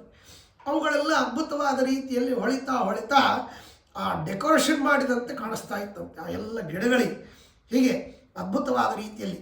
ಆಮೇಲೆ ವರಾಶ್ವವಾರೋಚ್ಚಯ ಸೂಚಿತೈರಹಯೈ ಇತಸ್ತತೋ ಮಂಡಲ ಧಾವನೋದ್ಯತೈ ಪರಿಸ್ಫುರದ್ಭೂಷಣ ಚಾಮರೋಜ್ವಲೈ ವಿರಾಜಿತೆ ಹ್ರಾಶಿತ ಭೂಷಿತಾರಣೈ. ಆ ಕುದುರೆಗಳು ಕೂಡ ಆ ಕಡೆ ಈ ಕಡೆಗೆ ಅಲಗಾಡ್ತಾ ಇರುವಾಗ, ಶಬ್ದ ಮಾಡ್ತಾ ಇರುವಾಗ ಅವುಗಳು ಆ ಪರಮಾತ್ಮನನ್ನು ಒಳ್ಳೆ ವೈಭವದಿಂದ ಕರೆದುಕೊಂಡು ಹೋಗಿ ಸರಿ ಕೃಷ್ಣ ಬರ್ತಾ ಇದ್ದಾನೆ ಎನ್ನುವ ರೀತಿಯಲ್ಲಿ ಹಾದಿ ಮಾಡಿಕೊಂಡು ಹೋಗುವಂತೆ ಕಾಣಿಸ್ತಾ ಇತ್ತು ಹೀಗೆ. ಆಮೇಲೆ ಎರಡೂ ಕಡೆಗೆ ಇರತಕ್ಕಂಥ ಅದ್ಭುತವಾಗಿರ್ತಕ್ಕಂತಹ ಮತ್ತು ಗಿಡಗಳು ಒಳ್ಳೆ ರೀತಿಯಿಂದ ಮತ್ತೇನಪ್ಪ ಅಂದರೆ ದಿವ್ಯವಾಗಿರ್ತಕ್ಕಂಥ ರೀತಿಯಲ್ಲಿ ಹೂಗಳನ್ನು ಸುರಿಸ್ತಾ ಅವರಿಗೆ ಸ್ವಾಗತ ಮಾಡುವಂತೆ ಇತ್ತು. ವಿಚಿತ್ರ ರತ್ನೋಜ್ವಲ ಭೂಷಣೌಗೈ ಪಾದಾಂಬುಜಿ ಪ್ರಾಗುಣಿಕಾಂಗನಾನಾಂ ರಂಗಪ್ರಭಾಂ ಮುಷ್ಣತಿರಾಜಮಾರ್ಗೆ ಮಂದಂ ಯಯೋ ಮನ್ಮಥ ಕೋಟಿ ರೂಪ. ಅಲ್ಲಿ ಅನೇಕ ಜನರು ಅತಿಥಿಗಳ ರೂಪದಲ್ಲಿ ಬಂದಿರತಕ್ಕಂಥವು. ಆ ಅತಿಥಿಗಳ ರೂಪದಲ್ಲಿ ಬಂದಿರತಕ್ಕಂತಹ ವ್ಯಕ್ತಿಗಳು ಅನೇಕ ಜನರು ಬಂದು ಆ ಪರಮಾತ್ಮನಿಗೆ ವಿಶೇಷವಾಗಿರ್ತಕ್ಕಂಥ ರೀತಿಯಲ್ಲಿ ಅಲಂಕಾರವನ್ನು ನೋಡಿ ಸಂತೋಷಪಟ್ಟು ಹೋಗ್ತಾ ಇತ್ತು. ಹಾಗೆ ದುಂಬಿಗಳೆಲ್ಲ ಬಂದು ಹೋಗ್ತಾ ಇತ್ತಂತೆ ಆ ಕೃಷ್ಣ ರುಕ್ಮಿಣಿಯರ ದಿವ್ಯವಾಗಿರ್ತಕ್ಕಂಥ ರೂಪವನ್ನು ನೋಡಲಿಕ್ಕೆ ಅವು ಬಂದು ಹೋಗ್ತಾ ಇತ್ತಂತೆ. ಹಾಗಾಗಿ ಆ ರೀತಿಯಲ್ಲಿ ಇರತಕ್ಕಂಥದ್ದು ಅಲ್ಲಿ ಹೇಗಿತ್ತು ಅಂತಂದರೆ ಬಹಳ ಸುಂದರವಾದ ಮಾತನ್ನು ಹೇಳ್ತಾರೆ. ಚಲಚ್ಚಾಮರೌ ವ್ರಾತೋರ್ಮಿ ವಿತತಾತ ಪತ್ರಕಪಟ ಹಸ್ತ್ಯಶ್ವ ಪತ್ನ್ಯಾವೃತ. ಅದ್ಭುತವಾಗಿರ್ತಕ್ಕಂಥ ರೀತಿಯಲ್ಲಿ ಆ ಮದರಸಗಳು ಆನೆಯ ತಲೆ ಮೇಲಿಂದ ಮದರಸ ಸೋರ್ತಾ ಇತ್ತಂತೆ. ಅದು ಸೋರ್ತಾ ಇದ್ದದರಿಂದಾಗಿ ತಳಿ ಒಡೆದಂತೆ ಇತ್ತಂತೆ ಆ ಕೃಷ್ಣ ಪರಮಾತ್ಮನ ಹೋಗುವಂಥ ಹಾದಿಗಳಲ್ಲಿ. ಆಮೇಲೆ ಆ ಕಡೆ ಈ ಕಡೆ ಮತ್ತೇನಪ್ಪ ಅಂದರೆ ಗಿಡಗಳು ಅಲಗಾಡ್ತಾ ಇದ್ದರಿಂದಾಗಿ ಪರಮಾತ್ಮನಿಗೆ ಚಾಮರ ಹಾಕುವಂತೆ ಇತ್ತಂತೆ. ಆಮೇಲೆ ಆನೆಗಳೆಲ್ಲ ಸೊಂಡಿ ಎತ್ತಿ ಹೀಗೆ ಮಾಡಿದ್ರಿಂದಾಗಿ ಅವುಗಳೆಲ್ಲ ಕುಂಭವನ್ನು ಹಿಡಿದುಕೊಂಡು ಸ್ವಾಗತ ಮಾಡುವಂತೆ ಇತ್ತು ಅಂತ ಹೇಳ್ತಾರೆ ಅದ್ಭುತವಾಗಿರ್ತಕ್ಕಂಥ ರೀತಿಯಲ್ಲಿ. ಆಮೇಲೆ ಆ ಎಲ್ಲ ವಿಧವಾಗಿರ್ತಕ್ಕಂತಹ ಆ ಜೇನು ನೊಣಗಳು ಝಂಕಾರವನ್ನು ಮಾಡ್ತಾ ಓಡಾಡ್ತಾ ಇದ್ದರೆ ವೇಣುನಾದ ಮಾಡ್ತಾ ಇದ್ವೇನೋ ಅಂತನ್ನುವಂಥ ರೀತಿಯಲ್ಲಿ. ಆಮೇಲೆ ಕೋಗಿಲೆಗಳು ಕೂಗುವುದು ಇದು ಅದ್ಭುತವಾಗಿರ್ತಕ್ಕಂಥ ಗಾನ ಮಾಡುವಂತೆ ಇತ್ತಂತೆ. ಆಮೇಲೆ ಗಿಳಿಗಳು ಮಾತಾಡುವುದು ಇದು ಮಧ್ಯದಲ್ಲಿ ವಾದ್ಯಘೋಷಗಳು ಇದ್ದಂತೆ ಕೇಳಿಸ್ತಾ ಇತ್ತಂತೆ. ಹೀಗೆ ಅದ್ಭುತವಾದ ರೀತಿಯಲ್ಲಿ ಆ ಪರಮಾತ್ಮನ ದಿವ್ಯವಾಗಿರ್ತಕ್ಕಂಥ ರೀತಿಯಲ್ಲಿ ಮರ್ಯಾದೆ ಅಷ್ಟು ಸುಂದರವಾಗಿರ್ತಕ್ಕಂಥ ರೀತಿಯಲ್ಲಿ ನಡೀತಾ ಇತ್ತು ಅಂತ. ಲಕ್ಷ್ಮೀಶವಾಹರ್ತ ಹಸ್ತಿ ಭಟೌ ಗವೇಗಾತ್ ಜಾತಂ ರಜತ್ರಿದಿವ ಮಾತ್ರಯಂ ರಜಸ್ತತಯಂ ಕೃಷ್ಣಾನುಷಂಗಿಚಿದ ಚೇತನ ಸಂಗಭಾಜೋ ವಟ್ಟಿತ್ರಿವಿಷ್ಟ ಪ್ರಗತಿಂ ಗತಮೇಧಸೋಪಿ. ಎಷ್ಟು ಅದ್ಭುತವಾದ ಮಾತು. ಪರಮಾತ್ಮನನ್ನು ಮತ್ತೇನಪ್ಪ ಅಂದರೆ ನಾವು ಭಜಿಸಿದ್ರೇ ಅದ್ಭುತವಾಗಿರ್ತಕ್ಕಂಥ ಮೋಕ್ಷ ಪ್ರಾಪ್ತಿ ಆಗ್ತದೆ ನಮಗೆ. ಆಮೇಲೆ ಪರಮಾತ್ಮನ ಅಂಗಸಂಗವನ್ನು ಪಡೆದರೆ ಅದು ಎಷ್ಟು ಅದ್ಭುತ. ಪರಮಾತ್ಮ ಆಲಿಂಗನ ಮಾಡಿಕೊಳ್ತಾನೆ ಅಂತಂದರೆ ಅದು ಎಷ್ಟು ಪುಣ್ಯ. ಆಮೇಲೆ ಅಂಥವರಿಗೆ ಉತ್ತಮವಾದ ಗತಿ ಆಗೇ ಆಗುತ್ತೆ. ಹೀಗೆ ಇರತಕ್ಕಂಥದ್ದು ಅದು ಹೇಗೆ ಗೊತ್ತಾಯಿತು ಅಂತಂದರೆ ಆ ಎಲ್ಲ ಜನರು ವೈಭವೋಪೇತವಾಗಿ ಮುಂದೆ ಹೋಗ್ತಾ ಇರುವಾಗ ಕೃಷ್ಣ ನಡೆದು ಬರ್ತಾ ಇದ್ದ. ಆ ಧೂಳಿ ಎಲ್ಲ ಸ್ವರ್ಗಕ್ಕೆ ಹೋಗಿ ಬಡಿತಾ ಇತ್ತು, ಧೂಳಿಯ ಕಣಗಳು. ಅದಕ್ಕೆ ಕೃಷ್ಣನ ಆ ವೈಭವೋಪೇತವಾಗಿರತಕ್ಕಂತಹ ಇವುಗಳಲ್ಲಿ ಕೃಷ್ಣನ ಪಾದಗಳಿಗೆ ತಾಕಿರ್ತಕ್ಕಂಥ ಧೂಳಿಗಳು, ಅವನ ಭಕ್ತರ ಪಾದಗಳಿಗೆ ತಾಕಿರ್ತಕ್ಕಂಥ ಧೂಳಿಗಳು ಅದರಿಂದ ಪಾವಿತವಾಗಿ ಸ್ವರ್ಗಕ್ಕೆ ಹೋದವು. ಏನೂ ಜೀವ ಇಲ್ಲದೇ ಇರತಕ್ಕಂಥ, ಮನಸ್ಸಿಲ್ಲದೆ ಇರತಕ್ಕಂಥ ಜಡವಾದ ಈ ಧೂಳಿಗಳೇ ಸ್ವರ್ಗವನ್ನು ಮುಟ್ಟಿದೆ ಅಂತಂದ ಮೇಲೆ ಚೇತನರಾಗಿರ್ತಕ್ಕಂಥ ವ್ಯಕ್ತಿಗಳು ಪರಮಾತ್ಮನ ಭಕ್ತರ ಪಾದಗಳನ್ನು ತಾಕಿದವರಿಗೆ ಉತ್ತಮವಾದ ಗತಿಯಾಗುವುದರಲ್ಲಿ ಸಂದೇಹವೇ ಇಲ್ಲ ಅಂತನ್ನೋದನ್ನು ತೋರಿಸ್ತಾ ಇದ್ದು ಅಂತ ಹೇಳ್ತಾ, ಇಷ್ಟು ಅದ್ಭುತವಾಗಿರ್ತಕ್ಕಂಥ ರೀತಿಯಲ್ಲಿ ಆ ಧೂಳಿ ಅಲ್ಲಿವರೆಗೆ ಮುಟ್ಟಿತ್ತು. ಹೀಗೆ ವಿಚಿತ್ರ ರತ್ನ ದ್ಯುತಿರಂಗಕಾಂತ್ಯ ಸ್ವಮೋಕ್ತಿಕೌಘಾಕ್ಷತಲಾಜರಾಜ್ಯ ಮಂದಾಲಿಲಾಖ್ಯ ವ್ರಜನೈ ಸ್ವತೀರೆ ಸಿಂಧು ಸ್ವಜಾಮಾತರಮರ್ಚತೀವ. ಆಮೇಲೆ ಅನೇಕ ಗಿಡಗಳು ಹೂಗಳನ್ನು ಸುರಿಸ್ತಾ ಇತ್ತಂತೆ. ಸುರಿಸುವಾಗ ಮಧ್ಯ ಮಧ್ಯದಲ್ಲಿ ಆ ಸಮುದ್ರದ ವೇಗ ಹೆಚ್ಚಾಗಿ ಜೋರಾಗಿ ಬಡಿದು ಅದರ ತುಂತುರು ಹನಿಗಳು ಬಂದು ಬೀಳ್ತಾ ಇತ್ತಂತೆ. ಅದು ಮತ್ತೇನಪ್ಪ ಅಂದರೆ ರುಕ್ಮಿಣೀ ದೇವಿ ಒಂದರ್ಥದಲ್ಲಿ ಸಮುದ್ರದಿಂದ ಹುಟ್ಟಿರ್ತಕ್ಕಂಥ ಲಕ್ಷ್ಮೀ ದೇವಿನೇ ಅಲ್ವಾ. ಆದಮೇಲೆ ಲಕ್ಷ್ಮೀ ದೇವಿ ನನ್ನ ಮಗಳ ಮದುವೆಯಲ್ಲಿ ನಾನು ಸುಮ್ಮನೆ ಹಾಕಿ ಕೊಡಬೇಕು ಅಂತನ್ನೋ ರೀತಿಯಲ್ಲಿ ಆ ಅದ್ಭುತವಾಗಿರ್ತಕ್ಕಂಥ ರೀತಿಯಲ್ಲಿ ತುಂತುರು ಹರಿಗಳನ್ನು ಸಿಡಿಸಿ ಪರಮಾತ್ಮನಿಗೆ ಅದೇನು ಹೇಳ್ತಾರಲ್ಲ, ಇದು ಹಾಕ್ತಾರೆ ಪನ್ನೀರು, ಆ ಪನ್ನೀರು ಹಾಕಿ ಪರಮಾತ್ಮನಿಗೆ ಸ್ವಾಗತ ಮಾಡುವಂತೆ ಇತ್ತು. ಹೂಗಳನ್ನು ಸುರಿಸಿದ್ರಿಂದ ಮುತ್ತು ರತ್ನಗಳನ್ನು ಸುರಿಸಿ ಅವರಿಗೆ ಸ್ವಾಮಿ ನನ್ನ ಮಗಳನ್ನು ನೆನೆ ಕೊಡ್ತಾ ಇದ್ದೀನಿ ಬಾ ಅಂತ ವೈಭವದಿಂದ ಆ ಸಮುದ್ರರಾಜ ಕರಿತಾ ಇದ್ದವನು ಅನ್ನೋಂಥ ರೀತಿಯಲ್ಲಿ ಇತ್ತಂತೆ. ಅದ್ಭುತವಾಗಿರ್ತಕ್ಕಂಥ ರೀತಿಯಲ್ಲಿ ಹೀಗೆ ಆ ರೀತಿಯಲ್ಲಿ ನೀಲ ಅಶ್ಮದ್ಯುತಿ ಪತ್ರ ಶೋಭಿರಲೋ ಅಧೋ ವ್ಯಾಲಂಬಿ ಪುಷ್ಪಸ್ಫುರಂ ಮುಕ್ತಾದಾಮ ಬಿರುಲ್ಲಸತ್ ಕಿಸಲಯ ಶ್ರೇಣಿವಿತಾರೋಜ್ವಲೈ ಸಿಂಧು ಪ್ರೇಷಿತ ರತ್ನ ಸಂಹಿತ ತಲೈರ್ವೃಕ್ಷೈ ಸುವರ್ಣೋನ್ನತ ಸ್ತಂಭಾಂಗೈರ್ಮಣಿ ಮಂಟಪಾರ ಕೃತಿಭಿ ಯುಕ್ತಂ ಸಮಾನಾಯುತೈ. ಅನೇಕ ದೇವರ ಪೂಜೆಯನ್ನು ಮಾಡುವಾಗ ತತ್ವೋಜ್ವಲ ಕಾಂಚನೇನ ರಚಿತಂ ತುಂಗಾಂಗ ರಂಗಸ್ಥಲಂ ಶುದ್ಧಸ್ಫಾಟಿಕ ಭಿತ್ತಿಕಾ ವಿಲಸತಿ ಸ್ತಂಭೈಷ್ಟ್ಯ ಹೇಮೈಷ್ಠುಭೈ ಅಂತ ಆ ದೇವರ ದಿವ್ಯವಾದ ಮಂಟಪವನ್ನು ಚಿಂತನೆ ಮಾಡ್ತೇವೆ. ಯದ್ಯಪಿ ಬರೀ ಚಿಂತನೆ ಮಾಡೋದಷ್ಟೇ ನಮಗೆ, ಅಂತಹ ಮಂಟಪವನ್ನು ನಮಗೆ ಮಾಡಿಸ್ಲಿಕ್ಕಾಗುವುದಿಲ್ಲ. ಆದರೆ ಆ ಸಮುದ್ರದ ವೇಗಕ್ಕೆ ಹೊಡೆದು ಬಂದು ಅನೇಕ ಮುತ್ತು ರತ್ನ ವಜ್ರ ವೈಡೂರ್ಯಗಳು ಆ ಗಿಡದ ಮೇಲೆ ಕೂತ್ಕೊಂಡಿದ್ವಂತೆ. ಆ ವೇಗಕ್ಕೆ ಅವುಗಳೆಲ್ಲ ಅಲ್ಲಿ ಅದ್ಭುತವಾಗಿರ್ತಕ್ಕಂಥ ರೀತಿಯಲ್ಲಿ ಶೋಭೆಗೊಂಡು ಅದು ದಿವ್ಯವಾದ ಪರಮಾತ್ಮನ ರತ್ನ ಮಂಟಪವನ್ನು ನಿರ್ಮಾಣ ಮಾಡಿದಂತೆ ಮಂಟಪ ನಿರ್ಮಾಣ ಮಾಡಿರ್ತಕ್ಕಂಥ ರೀತಿಯಲ್ಲಿ ಶೋಭಿಸ್ತಾ ಇತ್ತು ಅಂತನ್ನುವಂಥ ಮಾತನ್ನು ಹೇಳ್ತಾ, ಹೀಗೆ ಅದು ಪರಮಾತ್ಮನ ದೇಹ, ಇದು ನೀಲಿ ದೇಹ. ರುಕ್ಮಿಣೀ ದೇವಿ ಗೌರವರ್ಣದವಳು, ಕೆಂಪು ಅಂದರೆ ಇದು ಬಂಗಾರದ ಬಣ್ಣ. ಹಾಗಾಗಿ ಆ ಬಂಗಾರದ ಮೇಲೆ ಹಾಕಿರ್ತಕ್ಕಂಥ ಆಭರಣಗಳು ಇದು ಅದ್ಭುತವಾಗಿರ್ತಕ್ಕಂಥ ರೀತಿಯಲ್ಲಿ ಕಾಣಿಸ್ತಾ ಇತ್ತು. ಹಾಗಾಗಿ ವಜ್ರ ವೈಡೂರ್ಯಗಳು ಆ ರೀತಿಯಲ್ಲಿ ಬಂದು ಶೋಭಿಸ್ತಾ ಇತ್ತು. ಹಾಗಾಗಿ ಆ ದಿವ್ಯವಾಗಿರ್ತಕ್ಕಂಥ ಗಿಡಗಳ ಮಧ್ಯದಲ್ಲಿ ವಜ್ರ ವೈಡೂರ್ಯಗಳ ಪ್ರಕಾಶದಿಂದ ಅದು ಹೇಗಿತ್ತು ಅಂತಂದರೆ, ಬಂಗಾರಕ್ಕೆ ವಜ್ರ ವೈಡೂರ್ಯಗಳನ್ನು ಕೂಡಿಸಿದ್ರೇನೆ ಅದು ಅಲಂಕಾರ. ಹಾಗೆ ಆ ನೀಲಮಣಿ ಅಂತನ್ನುವಂಥ ಮಣಿಯನ್ನು ಬಂಗಾರಕ್ಕೆ ಸೇರಿಸಿದ್ರೆ ಭಾರೀ ವಿಧವಾಗಿರ್ತಕ್ಕಂತಹ ಒಂದು ದಿವ್ಯವಾಗಿರ್ತಕ್ಕಂತಹ ಶೋಭೆ ಬರ್ತದೆ. ಹಾಗೆ ಆ ಬಂಗಾರಮಯವಾಗಿರ್ತಕ್ಕಂಥ ದೇಹವುಳ್ಳಂಥ ರುಕ್ಮಿಣೀ ದೇವಿಗೆ ನೀಲ ದೇಹವುಳ್ಳಂತಹ ನೀಲಮಣಿಯನ್ನು ಸೇರಿಸಿದಂತೆ ಆ ರುಕ್ಮಿಣಿ ಮತ್ತು ಕೃಷ್ಣ ಅಲ್ಲಿ ಶೋಭಿಸ್ತಾ ಇದ್ರು ಅಂತನ್ನುವಂಥ ರೀತಿಯಲ್ಲಿ ಹೇಳ್ತಾರೆ. ಹೀಗೆ ಅನೇಕ ವಿಧವಾಗಿರ್ತಕ್ಕಂಥ ರೀತಿಯಲ್ಲಿ ನೃತ್ಯಕ್ಕೆ ಅನೇಕ ಜನರು ಕುಣಿತಾ ಇದ್ರು. ಹೀಗೆ ಯದಿಂದಿರಾಯಾಸ್ತದ ಬುದ್ಧಿಮೂಲಂ ಪ್ರಿಯಾಂಗ ಸಂಶ್ಲೇಷ ಮಹೋತ್ಸವಶ್ರಿಯ ತದಸ್ತದಾರ್ಯ ಪ್ರವದಂತಿ ನೂನಂ ಸ್ಥಳಂ ಸ್ಥಳಜ್ಞ ಭುವಿ ಮೂಲ ಮಾಧವಂ. ಈ ಮಾಧವ ಅಂದರೆ ಅಂದರೆ ಲಕ್ಷ್ಮೀದೇವಿ, ಧವ ಅಂದರೆ ಗಂಡ. ಯಾವಾಗ ಮತ್ತೇನಪ್ಪ ಅಂದರೆ ಲಕ್ಷ್ಮೀ ದೇವಿಗೆ ಒಡೆಯರಾದೋ ಆವಾಗ ಪರಮಾತ್ಮನಿಗೆ ಮಾಧವ ಅಂತ ಹೆಸರು ಬಂತು. ಸೊ ಹಾಗಾಗಿ ಈ ಲಕ್ಷ್ಮೀ ದೇವಿಯನ್ನು ಈಗ ಮದುವೆ ಆಗ್ತಾ ಇದ್ದಾನೆ. ಹೀಗಾಗಿ ಮದುವೆಯಾಗುವಂತಹ ಪರಮಾತ್ಮ ಈಗ ಮಾಧವನಾಗ್ತಾನೆ.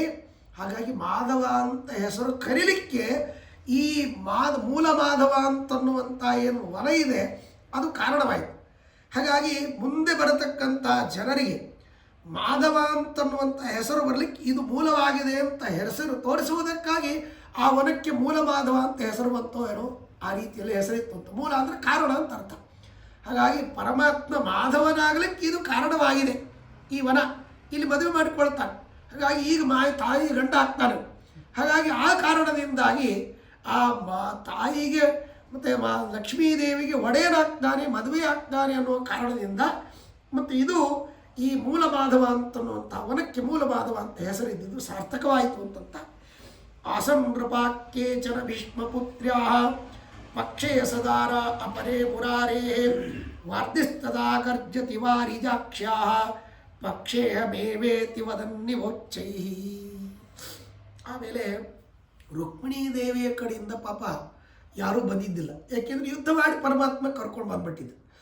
ಅದಕ್ಕಾಗಿ ಯಾದವರಲ್ಲೇ ಕೆಲವರೆಲ್ಲ ರುಕ್ಮಿಣಿ ಪಕ್ಷವನ್ನು ವಹಿಸಿದರು, ಕೆಲವರೆಲ್ಲ ಕೃಷ್ಣನ ಪಕ್ಷವನ್ನು ವಹಿಸಿ ನಾವು ಹೆಣ್ಣು ಪಕ್ಷದವರು, ನೀವು ಗಂಡು ಪಕ್ಷದವರು ಅಂತ ಹೇಳಿ ಇಬ್ಬರು ಪಕ್ಷದವರಾಗಿ ವಿವಾಹವನ್ನು ಮಾಡಲಿಕ್ಕೆ ಸಿದ್ಧರಾದ. ಆಗ ಸಮುದ್ರ ಜೋರಾಗಿ ಗರ್ಜಿಸ್ಲಿಕ್ಕೆ ಶುರುವಾಯಿತು. ಯಾಕೆ ಅಂದರೆ, ಹುಚ್ಚರೇ, ಹೆಣ್ಣಿನ ಪಕ್ಷದಲ್ಲಿ ಯಾರೂ ಇಲ್ಲ ಅಂತ ತಿಳ್ಕೊಳ್ಬೇಡ್ರಿ, ನಾನಿದ್ದೀನಿ ಅಂತ ತೋರಿಸುವುದಕ್ಕಾಗಿ ಆ ಸಮುದ್ರ ಗರ್ಜನೆ ಮಾಡ್ತಾ ಇತ್ತು ಏನೋ ಅನ್ನುವ ರೀತಿಯಲ್ಲಿ ಇತ್ತು. ಪಕ್ಷೇಹ ಮೇವೇತಿ ವದನ್ನಿವೋಚ್ಚಿ. ಏಕೆ, ನನ್ನ ಮಗಳು ಅವಳು, ಆ ಮಗಳನ್ನು ಮತ್ತು ಕನ್ಯಾದಾನ ಮಾಡಲಿಕ್ಕೆ ನಾನಿದ್ದೀನಿ, ನೀವೇನು ಅವ್ರ ಪಕ್ಷ ವಹಿಸ್ತೀರಿ ಅನ್ನುವ ರೀತಿಯಲ್ಲಿ, ನಾನಿರುವಾಗ ನೀವು ಯಾಕೆ ಅಡ್ಡ ಬರ್ತೀರಿ ಅನ್ನುವ ರೀತಿಯಲ್ಲಿ ಅವರನ್ನು ಸರಿಸ್ತೇರೋ ಏನೋ ಅನ್ನೋ ರೀತಿಯಲ್ಲಿ ಗರ್ಜನೆ ಮಾಡ್ತಾ ಇತ್ತಂತೆ. ರತ್ನೌಘ ಪೂರ್ಣರ ವಿವರಣ ಸುವರ್ಣ ಪಾತ್ರೆ ಸತ್ಕರ್ಣ ಪತ್ರ ಮುಖಶೋಭನ ವಸ್ತುರಾಶಿಂ ವಿಸ್ತೀರ್ಯ ಶಂಖಪಟ ಧ್ವನಿ ಪೂರಿತಾಶ ಜಗ್ಮೂರ್ವಧು ಗ್ರಹ ಮತೋತ್ಸವ ನಿರ್ಣಯಾಯ. ಆಮೇಲೆ ಕನ್ಯಾ ಪಕ್ಷದವರು ಒಂದು ಕಡೆಗೆ ಕೂತ್ಕೊಂಡ್ರು. ವರಪಕ್ಷದವರು ಕನ್ಯಾ ಪಕ್ಷದವರ ಮನೆಗೆ ಹೋಗಿ ವಾನ್ನಿಶ್ಚಯ ಮಾಡಬೇಕು ಅಂತಂತ.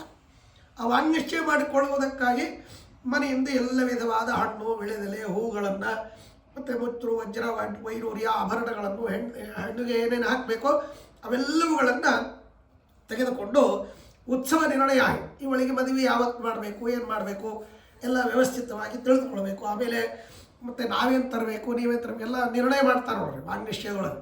ಹಾಗಾಗಿ ಅದನ್ನು ಮಾತಾಡಲಿಕ್ಕೆ ಇವರೆಲ್ಲ ಒಳ್ಳೆ ರೀತಿಯಿಂದ ತೆಗೆದುಕೊಂಡು ಹೋಗಿ ಅಲ್ಲಿ ಕೂತ್ಕೊಂಡು ಆ ದಿವ್ಯವಾಗಿರ್ತಕ್ಕಂಥ ರೀತಿಯಲ್ಲಿ ಆ ಕನ್ನಿಕೆಗೆ ಬೇಕಾಗಿರ್ತಕ್ಕಂತಹ ಅದ್ಭುತವಾದ ಆಭರಣಗಳನ್ನೆಲ್ಲ ಕೊಟ್ಟಿದ್ದಾರಂತೆ. ಕನ್ಯಾಮಿಮಾಂ ಕನಕದಾಮ ಕದಂಬ ಗೌರೀಂ ಧನ್ಯಾಂ ದಿಶಂತು ಹರಯೇ ಹರಿನೀಲಭಾಸೆ ಯುಕ್ತಸ್ಥಯ ಯಮುದವಾಹ ಇವಾತ್ತ ವಿದ್ಯುತ್ ವಿಶ್ವಕರಿಷ್ಯತಿ ಸಮಸ್ತ ಪುವರ್ತವರ್ಷಂ. ಕನ್ಯೆ ಮನೆಗೆ ಹೋಗಿ ವರನ ತಂದೆ ತಾಯಿಗಳು ಅಥವಾ ಬಂಧು ಬಳಗದವರು, ನಮ್ಮಲ್ಲಿ ಉತ್ತಮನಾದ ವರನಿದ್ದಾನೆ, ಅವನಿಗೆ ನಿಮ್ಮ ಕನ್ಯೆಯನ್ನು ಕೊಡಬೇಕು ಅಂತ ಕೇಳಬೇಕು. ಹಿಂದಿನ ಕಾಲದಲ್ಲಿ ಹೀಗಿತ್ತು. ಕನ್ಯೆ ಪಕ್ಷದವರು, ಕನ್ಯೆ ತಂದೆ ತಾಯಿಗಳು ಎಂದಿಗೂ ಕೂಡ ವರನ ಮನೆಗೆ ಹೋಗ್ತಾ ಇರಲಿಲ್ಲ. ಯಾಕೆಂದರೆ ವರನ ಮನೆಗೆ ಹೋಗಿ ಕನ್ಯೆ ತಂದೆ ತಾಯಿಗಳು ಬೇಡಿದರೆ ಕನ್ಯೆಗೇನೋ ಲೋಪದೋಷಗಳಿದೆ ಅಂತ ತಿಳ್ಕೊಳ್ತಾ ಇದ್ರಂತೆ. ಅದೊಂದೇನೋ ಒಂದು ವಾಡಿಕೆ ಇತ್ತು. ಹಾಗಾಗಿ ವರ ಪಾರ್ಟಿಯವರೇ ಬಂದು ಕನ್ಯೆಯ ತಂದೆ ತಾಯಿಗಳಿಗೆ, ಕನ್ಯೆಯ ಬಂಧುಗಳಿಗೆ ಅದನ್ನು ಕೇಳಬೇಕು. ಈ ರೀತಿಯಲ್ಲಿ ಇರತಕ್ಕಂಥದ್ದು. ಹಾಗಾಗಿ ಇವರೆಲ್ಲ ಬಂದು ನಿಮ್ಮ ಕನ್ನಿಕೆಯನ್ನು ನಮ್ಮ ಉತ್ತಮನಾಗಿರ್ತಕ್ಕಂತಹ ಈ ವರನಿಗೆ ಕೊಡಬೇಕು, ಮದುವೆ ಮಾಡಿ ಕೊಡಬೇಕು. ಯಾಕೆಂದರೆ ಇವರು ಅದ್ಭುತನಾಗಿರ್ತಕ್ಕಂಥ ವ್ಯಕ್ತಿ, ಇವರನ್ನು ನಿಮ್ಮ ಮಗಳು, ನಿಮ್ಮ ರುಕ್ಮಿಣೀ ದೇವಿ ಮದುವೆ ಆದವು ಅಂತಂದರೆ ಅದ್ಭುತವಾದ ಸಾಮರ್ಥ್ಯವನ್ನು ಇದು ಒಡತಿ ಆಗ್ತಾಳವಳು. ಹಾಗಾಗಿ ವಿಶ್ವಕರಿಷ್ಯತಿ, ಇಡೀ ಜಗತ್ತಿಗೆ ಮತ್ತು ಅದರ ದಿವ್ಯವಾಗಿರ್ತಕ್ಕಂತಹ ಒಡತಿ ಆಗ್ತಾಳೆ. ಜೊತೆಗೆ ಪರಮಾತ್ಮನನ್ನು ಹೊಂದೋದ್ರಿಂದ ಇವಳಿಗಿಂತ ಸಾಮರ್ಥ್ಯ ಬರ್ತದೆ. ಎಷ್ಟು ಸಾಮರ್ಥ್ಯ ಅಂದರೆ, ಇವಳ ದೃಷ್ಟಿ ಯಾರ ಮೇಲೆ ಬೀಳ್ತದೋ ಅವರಿಗೆ ಚತುರ್ವಿಧ ಪುರುಷಾರ್ಥ ಪ್ರಾಪ್ತಿಯಾಗಿ ಬಿಡ್ತದೆ. ಅಷ್ಟು ಅದ್ಭುತವಾದ ಸಾಮರ್ಥ್ಯ ಬಂದುಬಿಡ್ತದೆ. ಅದಕ್ಕಾಗಿ ಇವಳನ್ನು ನಮ್ಮ ವರನಿಗೆ ಕೊಟ್ಟು ಮದುವೆ ಮಾಡ್ರಿ ಅಂತ ಅವರೆಲ್ಲ ಕೇಳಿದ್ರಂತೆ.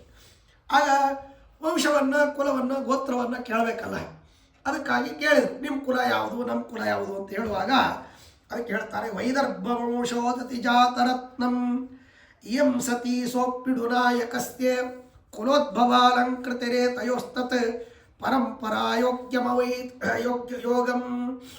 ಯಾಕೆಂದರೆ ವಿವಾಹ ಅಂತನ್ನೋದು ಗೆಳೆತನ ಅಂತ ಅನ್ನೋದು ಸಮಾನರಾಗಿರ್ತಕ್ಕಂಥ ವ್ಯಕ್ತಿಗಳಲ್ಲಿ ಆಗಬೇಕು. ಆಮೇಲೆ ವಾದ ವಿವಾದ ನಡಿಬೇಕು ಅಂದರೆ ಇಬ್ಬರು ಬುದ್ಧಿವಂತರಾಗಿರಬೇಕು, ಅಥವಾ ಯುದ್ಧ ನಡಿಬೇಕು ಅಂದರೆ ಸಮಾನವಾದ ಸಾಮರ್ಥ್ಯ ಇರಬೇಕು. ಭಾರಿ ಪರಾಕ್ರಮಿಯಾಗಿರ್ತಕ್ಕಂಥವ್ನು ಏನು ಸೊಳಕಲ ಇರ್ತಕ್ಕಂಥ ವ್ಯಕ್ತಿ ಜೊತೆ ಯುದ್ಧ ಮಾಡಿದ್ರೆ ಯುದ್ಧ ಅಂತ ಅನ್ನೋದಿಲ್ಲ. ಅದಕ್ಕಾಗಿ ಯಯೋರೇವ ಸಮಂ ವಿತ್ತಂ ಯಯೋರೇವ ಸಮಂ ಬಲಂ, ಅವರಿಬ್ಬರಿಗೆ ಸಮಾನವಾಗಿರ್ತಕ್ಕಂಥ ರೀತಿಯಲ್ಲಿ ಇದ್ದರೆ ಆಗ ವಿವಾಹ, ಯುದ್ಧ, ವಾದ ವಿವಾದಗಳು ಅಥವಾ ಮತ್ತೊಂದು ಇವುಗಳಾಗುತ್ತೆ. ಆ ರೀತಿಯಲ್ಲಿ ಮತ್ತು ಇವರಿಗೆ ಯೋಗ್ಯವಾಗಿರತಕ್ಕಂತಹ ಕುಲಗಳು ಅಂತ ಹೇಳಿದಾಗ ಇವಳು ಭೀಷ್ಮಕ ರಾಜನ ವಂಶದಲ್ಲಿ ಹುಟ್ಟಿರ್ತಕ್ಕಂತಹ ಅದ್ಭುತಳಾಗಿರ್ತಕ್ಕಂತಹ ಸ್ತ್ರೀ ಕನ್ಯೆ. ಇವಳು ಭಾರಿ ಸುಂದರಿ, ಹಿಂದೆ ಯಾರೂ ಹುಟ್ಟಿಲ್ಲ, ಮುಂದೆ ಯಾರೂ ಹುಟ್ಟೋದಿಲ್ಲ ಇಂಥ ಅದ್ಭುತಳಾಗಿರ್ತಕ್ಕಂತಹ ಸ್ತ್ರೀ ಅಂತ ಅವರು ಭೀಷ್ಮಕ ರಾಜನ ಕುಲವನ್ನು ಹೇಳಿದರು.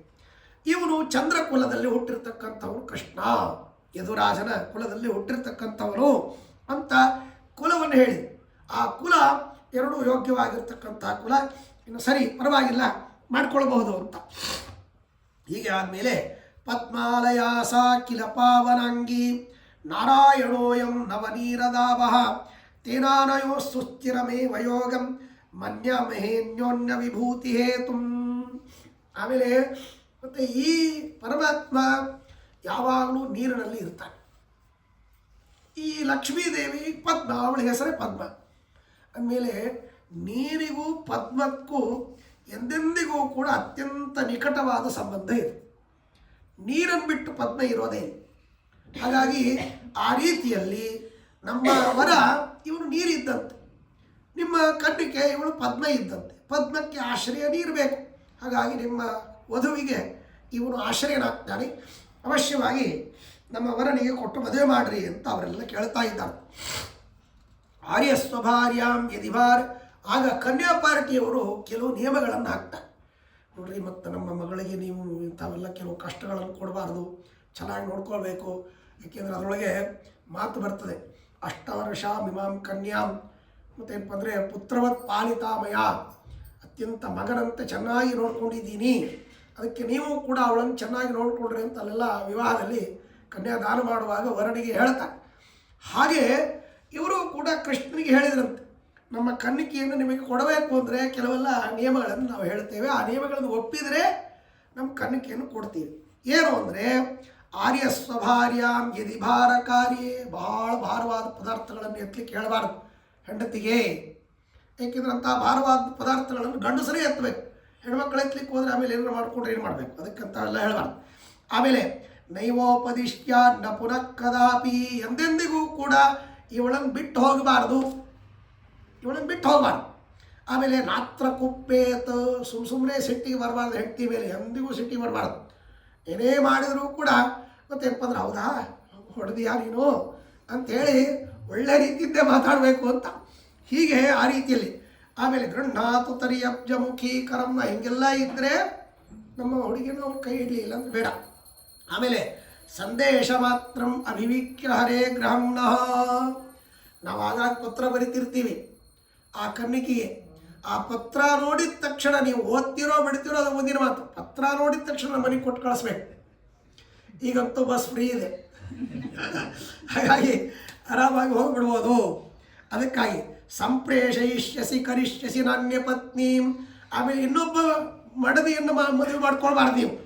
ಬಂಧುವನ್ನು ಸ್ಮರಿಷ್ಯಸಿ ವಿಭೋ ಯದಿ ವಿಶ್ವದೋನ. ಆಮೇಲೆ ಹೆಂಡತಿ ಬಂಧುಗಳನ್ನು ಸ್ಮರಣೆ ಮಾಡ್ತಾ ಇರಬೇಕು ಆಗಾಗ, ಅವರು ಆಗಿದ್ದಾರೆ ಹೀಗಿದ್ದಾರೆ ಅಂತ. ತಾಂತರ್ಹಿ ವಲ್ಗು ವದನ ವರಯೇದ್ವರಿಷ್ಠಂ.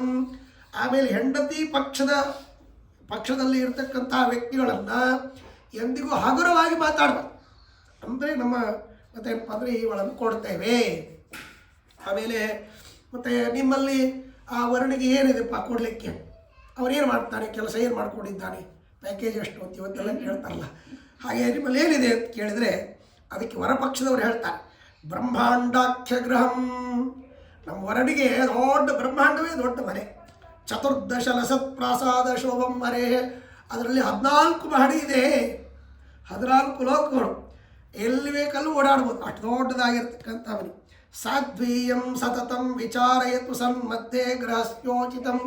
ಮತ್ತು ಹೆಂಡತಿ ಕರ್ತವ್ಯ ಏನ್ರಿ ಅಂದರೆ ಮನೆಯಲ್ಲಿರ್ತಕ್ಕಂಥ ದಾಸದಾಸಿಯರು ಆಮೇಲೆ ಅತ್ತೆ ಮಾವಂದರು ಅಥವಾ ಯಾರು ವೃದ್ಧರು ಇರ್ತಾರೆ ಅವ್ರನ್ನೆಲ್ಲ ವಿಚಾರಿಸಿಕೊಳ್ಬೇಕು. ಹಾಗೆ ಇವರು ವಿಚಾರಿಸಿಕೊಳ್ಬೇಕು. ಸ್ವರ್ಣಾದ್ರಿಕ್ಷಿತಿ ಧಾನ್ಯರತ್ನರವಣ ಕ್ಷೀರೇಕ್ಷು ಸರ್ಪಿರ್ದದಿ ಸ್ವಾದೂದಾದಿ ಸುತೌಶ್ಚ ಪದ್ಮಜ ಮುಖಾಂಸ್ತೇಷಾಂ ಧುರಂ ಮಂದಿರಂ. ಈ ಮನೆಯಲ್ಲಿ ಸಪ್ತ ಸಾಗರಗಳಿವೆ, ಸಪ್ತ ದ್ವೀಪಗಳಿವೆ, ಎಲ್ಲಿ ಬೇಕಲ್ಲಿ. ಮತ್ತು ಏನು ಇವರು ಮಜ್ಜಿಗೆ ಕಡಿಬೇಕಾಗಿಲ್ಲ, ಬೆಣ್ಣೆ ತೆಗಿಲಿಕ್ಕೆ ಡೈರೆಕ್ಟ್ ತುಪ್ಪನೇ ಸಿಕ್ಬಿಡುತ್ತೆ. ಯಾಕೆಂದರೆ ನದಿಯ ಸಾಗರವೇ ಇದೆ. ಹಾಲಿನ ಸಾಗರದಲ್ಲಿ ಮಲ್ಕೊಂಡಿರ್ತಾನೆ, ಯಾವಾಗ ಬೇಕಾದರೂ ಹಾಲು ಸಿಗುತ್ತೆ, ಕಾಫಿ ಮಾಡ್ಕೊಳ್ಳಿಕ್ಕೆ ಚಿಂತೆ ಇಲ್ಲ. ಆಮೇಲೆ ಮತ್ತೇನಪ್ಪ ಅಂದರೆ ಮೊಸರಣಿದೆ, ಸ್ವಾದೋದಕ ಅದ್ಭುತವಾಗಿರ್ತಕ್ಕಂಥದ್ದು. ಹೀಗೆಲ್ಲ ವಿಧವಾಗಿರ್ತಕ್ಕಂತಹ ರೀತಿಯಲ್ಲಿ ಮತ್ತೇನಪ್ಪ ಅಂದರೆ ಸಮುದ್ರಗಳಿವೆ. ಆಮೇಲೆ ಎಲ್ಲಿಯಾದರೂ ಏನಾದರೂ ಆಭರಣಗಳನ್ನು ಮಾಡಿಸ್ಕೊಳ್ಬೇಕು ಅಂದರೆ ಅಂಗಡಿಗೆ ಹೋಗಿ ಕೊಂಡ್ಕೋಬೇಕಾಗಿಲ್ಲ, ದೊಡ್ಡ ಮೇರು ಪರ್ವತವಿದೆ ಸ್ವರ್ಣಾದ್ರಿ. ಹಾಗಾಗಿ ಬೇಕಾದಷ್ಟು ಎಷ್ಟು ಕಡಿದ್ರೂ ಅದೇನು ಸವಿಯೋದಿಲ್ಲ, ಇಷ್ಟು ಅದ್ಭುತವಾಗಿರ್ತಕ್ಕಂಥದ್ದು. ಆಮೇಲೆ ಸ್ವತಃ ಭೂಮಿನೇ ಇದ್ದಾಳೆ, ಹಾಗಾಗಿ ಬೇಕಾದಷ್ಟು ಧನಧಾನ್ಯಗಳನ್ನು ಸಮೃದ್ಧಿಯಾಗಿ ಕೊಡ್ತಾಳೆ. ಇನ್ನೇನು ಬೇಕು? ಮಕ್ಕಳು ಬೇಕಾ? ಅವಳಿಗೆ ಸೌಂದರ್ಯ ಹೋಗಬಾರ್ದು ಅಂತ ಅನ್ನೋದಕ್ಕಾಗಿ ತಾನೇ ಮಕ್ಕಳನ್ನು ಹರಿದು ಬಿಟ್ಟಿದ್ದಾನೆ ಪರಮಾತ್ಮ. ದಾಸರರು ಹೇಳ್ತಾರೆ, ಮಕ್ಕಳ ಪಡೆದರೆ ನಿನ್ನ ಚೊಕ್ಕುತನವು ಪೋಪುದೆಂದು ಹೊಕ್ಕುಳೋಳು ಮಕ್ಕಳ ಪಡೆದು ಕಕ್ಕುಲಾತಿ ಪಡುವಂತೆ ಅಂತ. ಹಾಗಾಗಿ ಸ್ವತಃ ಪರಮಾತ್ಮನೇ ಮಕ್ಕಳನ್ನು ಪಡ್ಕೊಂಡ್ಬಿಟ್ಟಿದ್ದಾನೆ. ಇವಳೇ ಪಡೆಯಬೇಕಾಗಿಲ್ಲ, ಸುಖವಾಗಿರ್ಬೋದು, ಹೆರಿಗೆನೋ ಅನುಭವಿಸ್ಬೇಕಾಗಿಲ್ಲ ಅಂತ. ಆ ರೀತಿಯಲ್ಲಿ ಮತ್ತೇನಪ್ಪ ಅಂದರೆ ಮನೆಯನ್ನು ನೋಡಿಕೊಳ್ಬೇಕು ಶುಭ್ರವಾಗಿ, ಕಸ ಬಳಿಬೇಕಾಗಿಲ್ಲ, ಬಳಿಯೋರು ನೋಡಿಕೊಂಡ್ರೆ ಸಾಕು ಅಂತ. ಹಾಗೆ ಆ ರೀತಿಯಲ್ಲಿ ವ್ಯವಸ್ಥೆ. ಕಾರ್ಯಂ ಗೃಹಿಣ್ಯ ಗೃಹಕೃತ್യമೇ ತತ್ ನೋಭಾರ ಕಾರ್ಯಣ್ಯ ಜನೀರ ಸಾಧ್ಯಂ ತನ್ವೀತದೇ ತತ್ಸಕಲಂ ಸಲೋಲ ಲೀಲಾ ಕಟಾಕ್ಷೇಣ ಕರಿಷ್ಯತೀಯಂ. ಆಗ ಅವರು ಕನ್ಯಾ ಪಾರ್ಟಿ, ಓ ಇಷ್ಟೇನಾ, ನಮ್ಮ ಹುಡುಗಿಯನ್ನು ಕಣ್ಣು ನೋಟದಿಂದ ಎಲ್ಲ ಮಾಡಿಬಿಡ್ತಾಳೆ. ಯಾಕೆಂದರೆ ಲಕ್ಷ್ಮೀದೇವಿಯ ಕಟಾಕ್ಷದಿಂದ ಏನೆಲ್ಲ ಆಗುತ್ತೆ. ಯಾದವಾರರು ಬಹಳ ಸುಂದರವಾದ ಸ್ತೋತ್ರ ಮಾಡ್ತಾರೆ. ಯಸ್ಯಾಹ ಕಟಾಕ್ಷ ಮಾತ್ರೇಣ ಬ್ರಹ್ಮರುದ್ರೇಂದ್ರ ಪೂರ್ವಕ ಸುರಾಸ್ವೀಯ ಪದಾನ್ಯಾಪು ಸಾಲಕ್ಷ್ಮೀರ್ಮೇ ಪ್ರಸೀದೋತು ಅಂತ. ಪರಮ ಲಕ್ಷ್ಮೀದೇವಿಯ ಕಟಾಕ್ಷದಿಂದ ಬ್ರಹ್ಮಾದಿ ದೇವತೆಗಳು ತಮ್ಮ ತಮ್ಮ ಸ್ಥಾನವನ್ನು ಪಡೆದರಂತೆ. ಹಾಗಾಗಿ ಶ್ರೀಮದಾಚಾರ್ಯರು ದ್ವಾದಶ ಸ್ತೋತ್ರದಲ್ಲಿ ಅದನ್ನು ಹೇಳ್ತಾರೆ, ಯಸ್ಯಾಹ ಅಪಾಂಗಲವ ಮಾತ್ರತ ಊರ್ಜಿತಾಸಹ. ಹಾಗಾಗಿ ಲಕ್ಷ್ಮೀದೇವಿಯ ಕಟಾಕ್ಷ ಬಿದ್ದದ್ದಕ್ಕಾಗಿ ಬ್ರಹ್ಮದೇವರು ಬ್ರಹ್ಮ ಪದವಿ ಪಡೆದರು, ಶೇಷದೇವರು ಪರಮಾತ್ಮನ ಶಯ್ಯಾದರು, ಗರುಡದೇವರು ಪರಮಾತ್ಮನ ವಾಹನವನ್ನು ಪಡೆದರು. ಇಷ್ಟು ಅದ್ಭುತವಾಗಿರ್ತಕ್ಕಂತಹ ದಿವ್ಯವಾಗಿರ್ತಕ್ಕಂತಹ ಸ್ಥಾನವನ್ನು ಪಡೆದಿರ್ತಕ್ಕಂಥವರು. ಅಂದಮೇಲೆ ಅವಳ ಕಟಾಕ್ಷದಿಂದಲೇ ಇಷ್ಟೆಲ್ಲ ಕೆಲಸ ಆಗುವಾಗ ಇದೇ ದೊಡ್ಡ ಮಾಡಿಬಿಡ್ತಾಳೆ, ಬಿಡ್ರಿ ನಮ್ಮ ಹುಡುಗಿ ಚಲೋ ಇದ್ದಾಳೆ ಅಂತ ಹೇಳಿದರು. ಹಾಗಾಗಿ ಏನು ಚಿಂತೆ ಇಲ್ಲ. ಆಮೇಲೆ ವರಪಾರ್ಟಿಯವರು ಅಂತಾರೆ, ನೈನಾಂ ಸಂಸದಿ ಸಂತೆಜೇನ್ ನರಹಸಿತ್ ಸ್ವೈರಾವತಾರೇಶು ವಾ ಸ್ನಾನಾಭ್ಯಂಜನ ಭೋಜನಾದಿ ವಿವಿಧ ಕ್ರೀಡಾಸು ವಾಸ್ತ್ಯೈ ದಿಶೇತ್ ಸ್ವಾಂಗಾಶ್ಲೇಷ ಸುಖಂ ಸುಭೂಷಣಗತಂ ಬಿಂಬೋಷ್ಟದಂ ಚಾಮೃತಂ ವಂಶಾದ್ಯಾಶ್ರಿತಮೇತಯಾ ವಿರಹಿತಂ ದೇಶಂ ಪರಂ ಸಂತ್ಯಜೇತ್. ಆಮೇಲೆ ನಮ್ಮ ಹುಡುಗ ಎಂದೆಂದಿಗೂ ಕೂಡ ನಿಮ್ಮ ಹುಡುಗಿಗೆ ಬಿಟ್ಟಿರೋದಿಲ್ಲ ರೀ, ಯಾವಾಗಲೂ ಜೊತೆಗೇ ಇಟ್ಕೊಂಡಿರ್ತಾನೆ, ಎಂದೆಂದಿಗೂ ಬಿಡೋದಿಲ್ಲ. ಯಾಕೆಂದರೆ ಪ್ರಳಯ ಕಾಲದಲ್ಲಿ ಎಲ್ಲರೂ ಪರಮಾತ್ಮ ಹೊಟ್ಟೊಳಗೆ ಹೋಗಿಬಿಟ್ಟಿರ್ತಾರೆ, ಆಗಲೂ ಪರಮಾತ್ಮ ಲಕ್ಷ್ಮೀದೇವಿಯ ಜೊತೆಗೆ ಇರ್ತಾನೆ. ಆಮೇಲೆ ಸ್ನಾನಾಭ್ಯಂಜನ ಭೋಜನಾದಿ ವಿವಿಧ ಕ್ರೀಡಾಸು. ನೋಡಿರಿ ಎಷ್ಟು ಅದ್ಭುತವಾದ ಮಾತು. ಇದೆಲ್ಲ ಶಾಸ್ತ್ರೋಕ್ತವಾದ ಮಾತನ್ನು ಅತ್ಯಂತ ಸುಲಲಿತವಾದ ಭಾಷೆಯಲ್ಲಿ ವಾದಿರಾಜ ಸ್ವಾಮಿಗಳು ತಿಳಿಸಿಕೊಡ್ತಾರೆ. ಏನು ಅಂದರೆ, ದೇವರಿಗೆ ನೈವೇದ್ಯ ಮಾಡುವಾಗ ದೇವರ ಪ್ರತಿಮೆ ಅಷ್ಟೇ ಇತ್ತು ಅಂತಂದರೆ ಚಿಂತೆ ಇಲ್ಲ, ದೇವರಿಗೆ ಮಾತ್ರ ನೈವೇದ್ಯ. ಈ ಕೆಲವು ಪ್ರತಿಮೆಗಳು ಇರ್ತವೆ, ದೇವರ ಜೊತೆಗೇನೆ ಲಕ್ಷ್ಮೀದೇವಿ ಕೂತಿರ್ತಕ್ಕಂಥ ಪ್ರತಿಮೆ, ಲಕ್ಷ್ಮೀ ನರಸಿಂಹ, ಲಕ್ಷ್ಮೀ ನಾರಾಯಣ ಅಥವಾ ಶ್ರೀಭೂ ಸಮೇತ ವೆಂಕಟೇಶ ದೇವರು ಅಂಥ ಪ್ರತಿಮೆಗಳಿರುವಾಗ ಲಕ್ಷ್ಮೀ ಸಹಿತವಾಗಿಯೇ ನೈವೇದ್ಯ ಮಾಡಬೇಕಲ್ಲಿ, ಅಲ್ಲಿ ಪ್ರತ್ಯೇಕ ನೈವೇದ್ಯ ಮಾಡೋ ಹಾಗಿಲ್ಲ. ಹೀಗಾಗಿ ಸ್ನಾನವನ್ನು ಅಭಿಷೇಕ ಮಾಡುವಾಗೂ ಜೊತೆಗೆ ಇರ್ತಾಳೆ, ಅಭ್ಯಂಜನ ಮಾಡುವಾಗೂ ಜೊತೆಗೆ ಇರ್ತಾಳೆ, ಭೋಜನ ಮಾಡುವಾಗೂ ಜೊತೆಗೆ ಇರ್ತಾಳೆ, ಕ್ರೀಡೆ ಮಾಡುವಾಗ ಬೇರೆ ಬೇರೆ ಉತ್ಸವಗಳನ್ನು ಮಾಡುವಾಗ ಜೊತೆಗೆ ಇರ್ತಾಳೆ. ಅಲ್ಲಿ ಬಿಡು ವಿಯೋಗ ಅಂತ ಅನ್ನೋದು ಇಲ್ಲವೇ ಇಲ್ಲ. ಪ್ರತ್ಯೇಕವಾಗಿ ಶಂಖ ಅಂತ ಅನ್ನೋದಿದ್ದರೆ ಪ್ರತ್ಯೇಕವಾಗಿ ಪೂಜೆ, ಅಲ್ಲಿಯೂ ಮನಸ್ಸಿನಲ್ಲಿ ನಾರಾಯಣನ ಜೊತೆಗೇ ಪೂಜೆ ಮಾಡ್ತಾ ಇದ್ದೀವಿ ಅಂತ ಅನುಸಂಧಾನ ಮಾಡಬೇಕು. ಪ್ರತ್ಯೇಕ ಪೂಜೆ ಇಲ್ಲವೇ ಇಲ್ಲ. ಲಕ್ಷ್ಮಿಗೆ ಪ್ರತ್ಯೇಕ ಪೂಜೆ ಇಲ್ಲ, ನಾರಾಯಣನಿಗೆ ಪ್ರತ್ಯೇಕ ಪೂಜೆ ಇಲ್ಲ, ಇಬ್ಬರಿಗೂ ಜೊತೆಗೇ ಪೂಜೆ. ಒಂದೇ ಪ್ರತಿಮೆ ಇದ್ದರೂ ಲಕ್ಷ್ಮಿ ಅನುಸಂಧಾನ ಮಾಡಿಕೊಂಡು ಲಕ್ಷ್ಮಿ ಜೊತೆಗಿದ್ದಾಳೆ ಅಂತ ತಿಳಿದುಕೊಂಡು ಅಭಿಷೇಕ ಮಾಡಬೇಕಂತೆ. ಹಾಗಾಗಿ ಆ ರೀತಿಯಲ್ಲಿ ಪರಮಾತ್ಮ ಎಂದಿಗೂ ಯಾವುದೇ ವಿಧವಾದ ಕೆಲಸಗಳಲ್ಲಿ ಅವಳನ್ನು ಬಿಡೋದಿಲ್ಲ.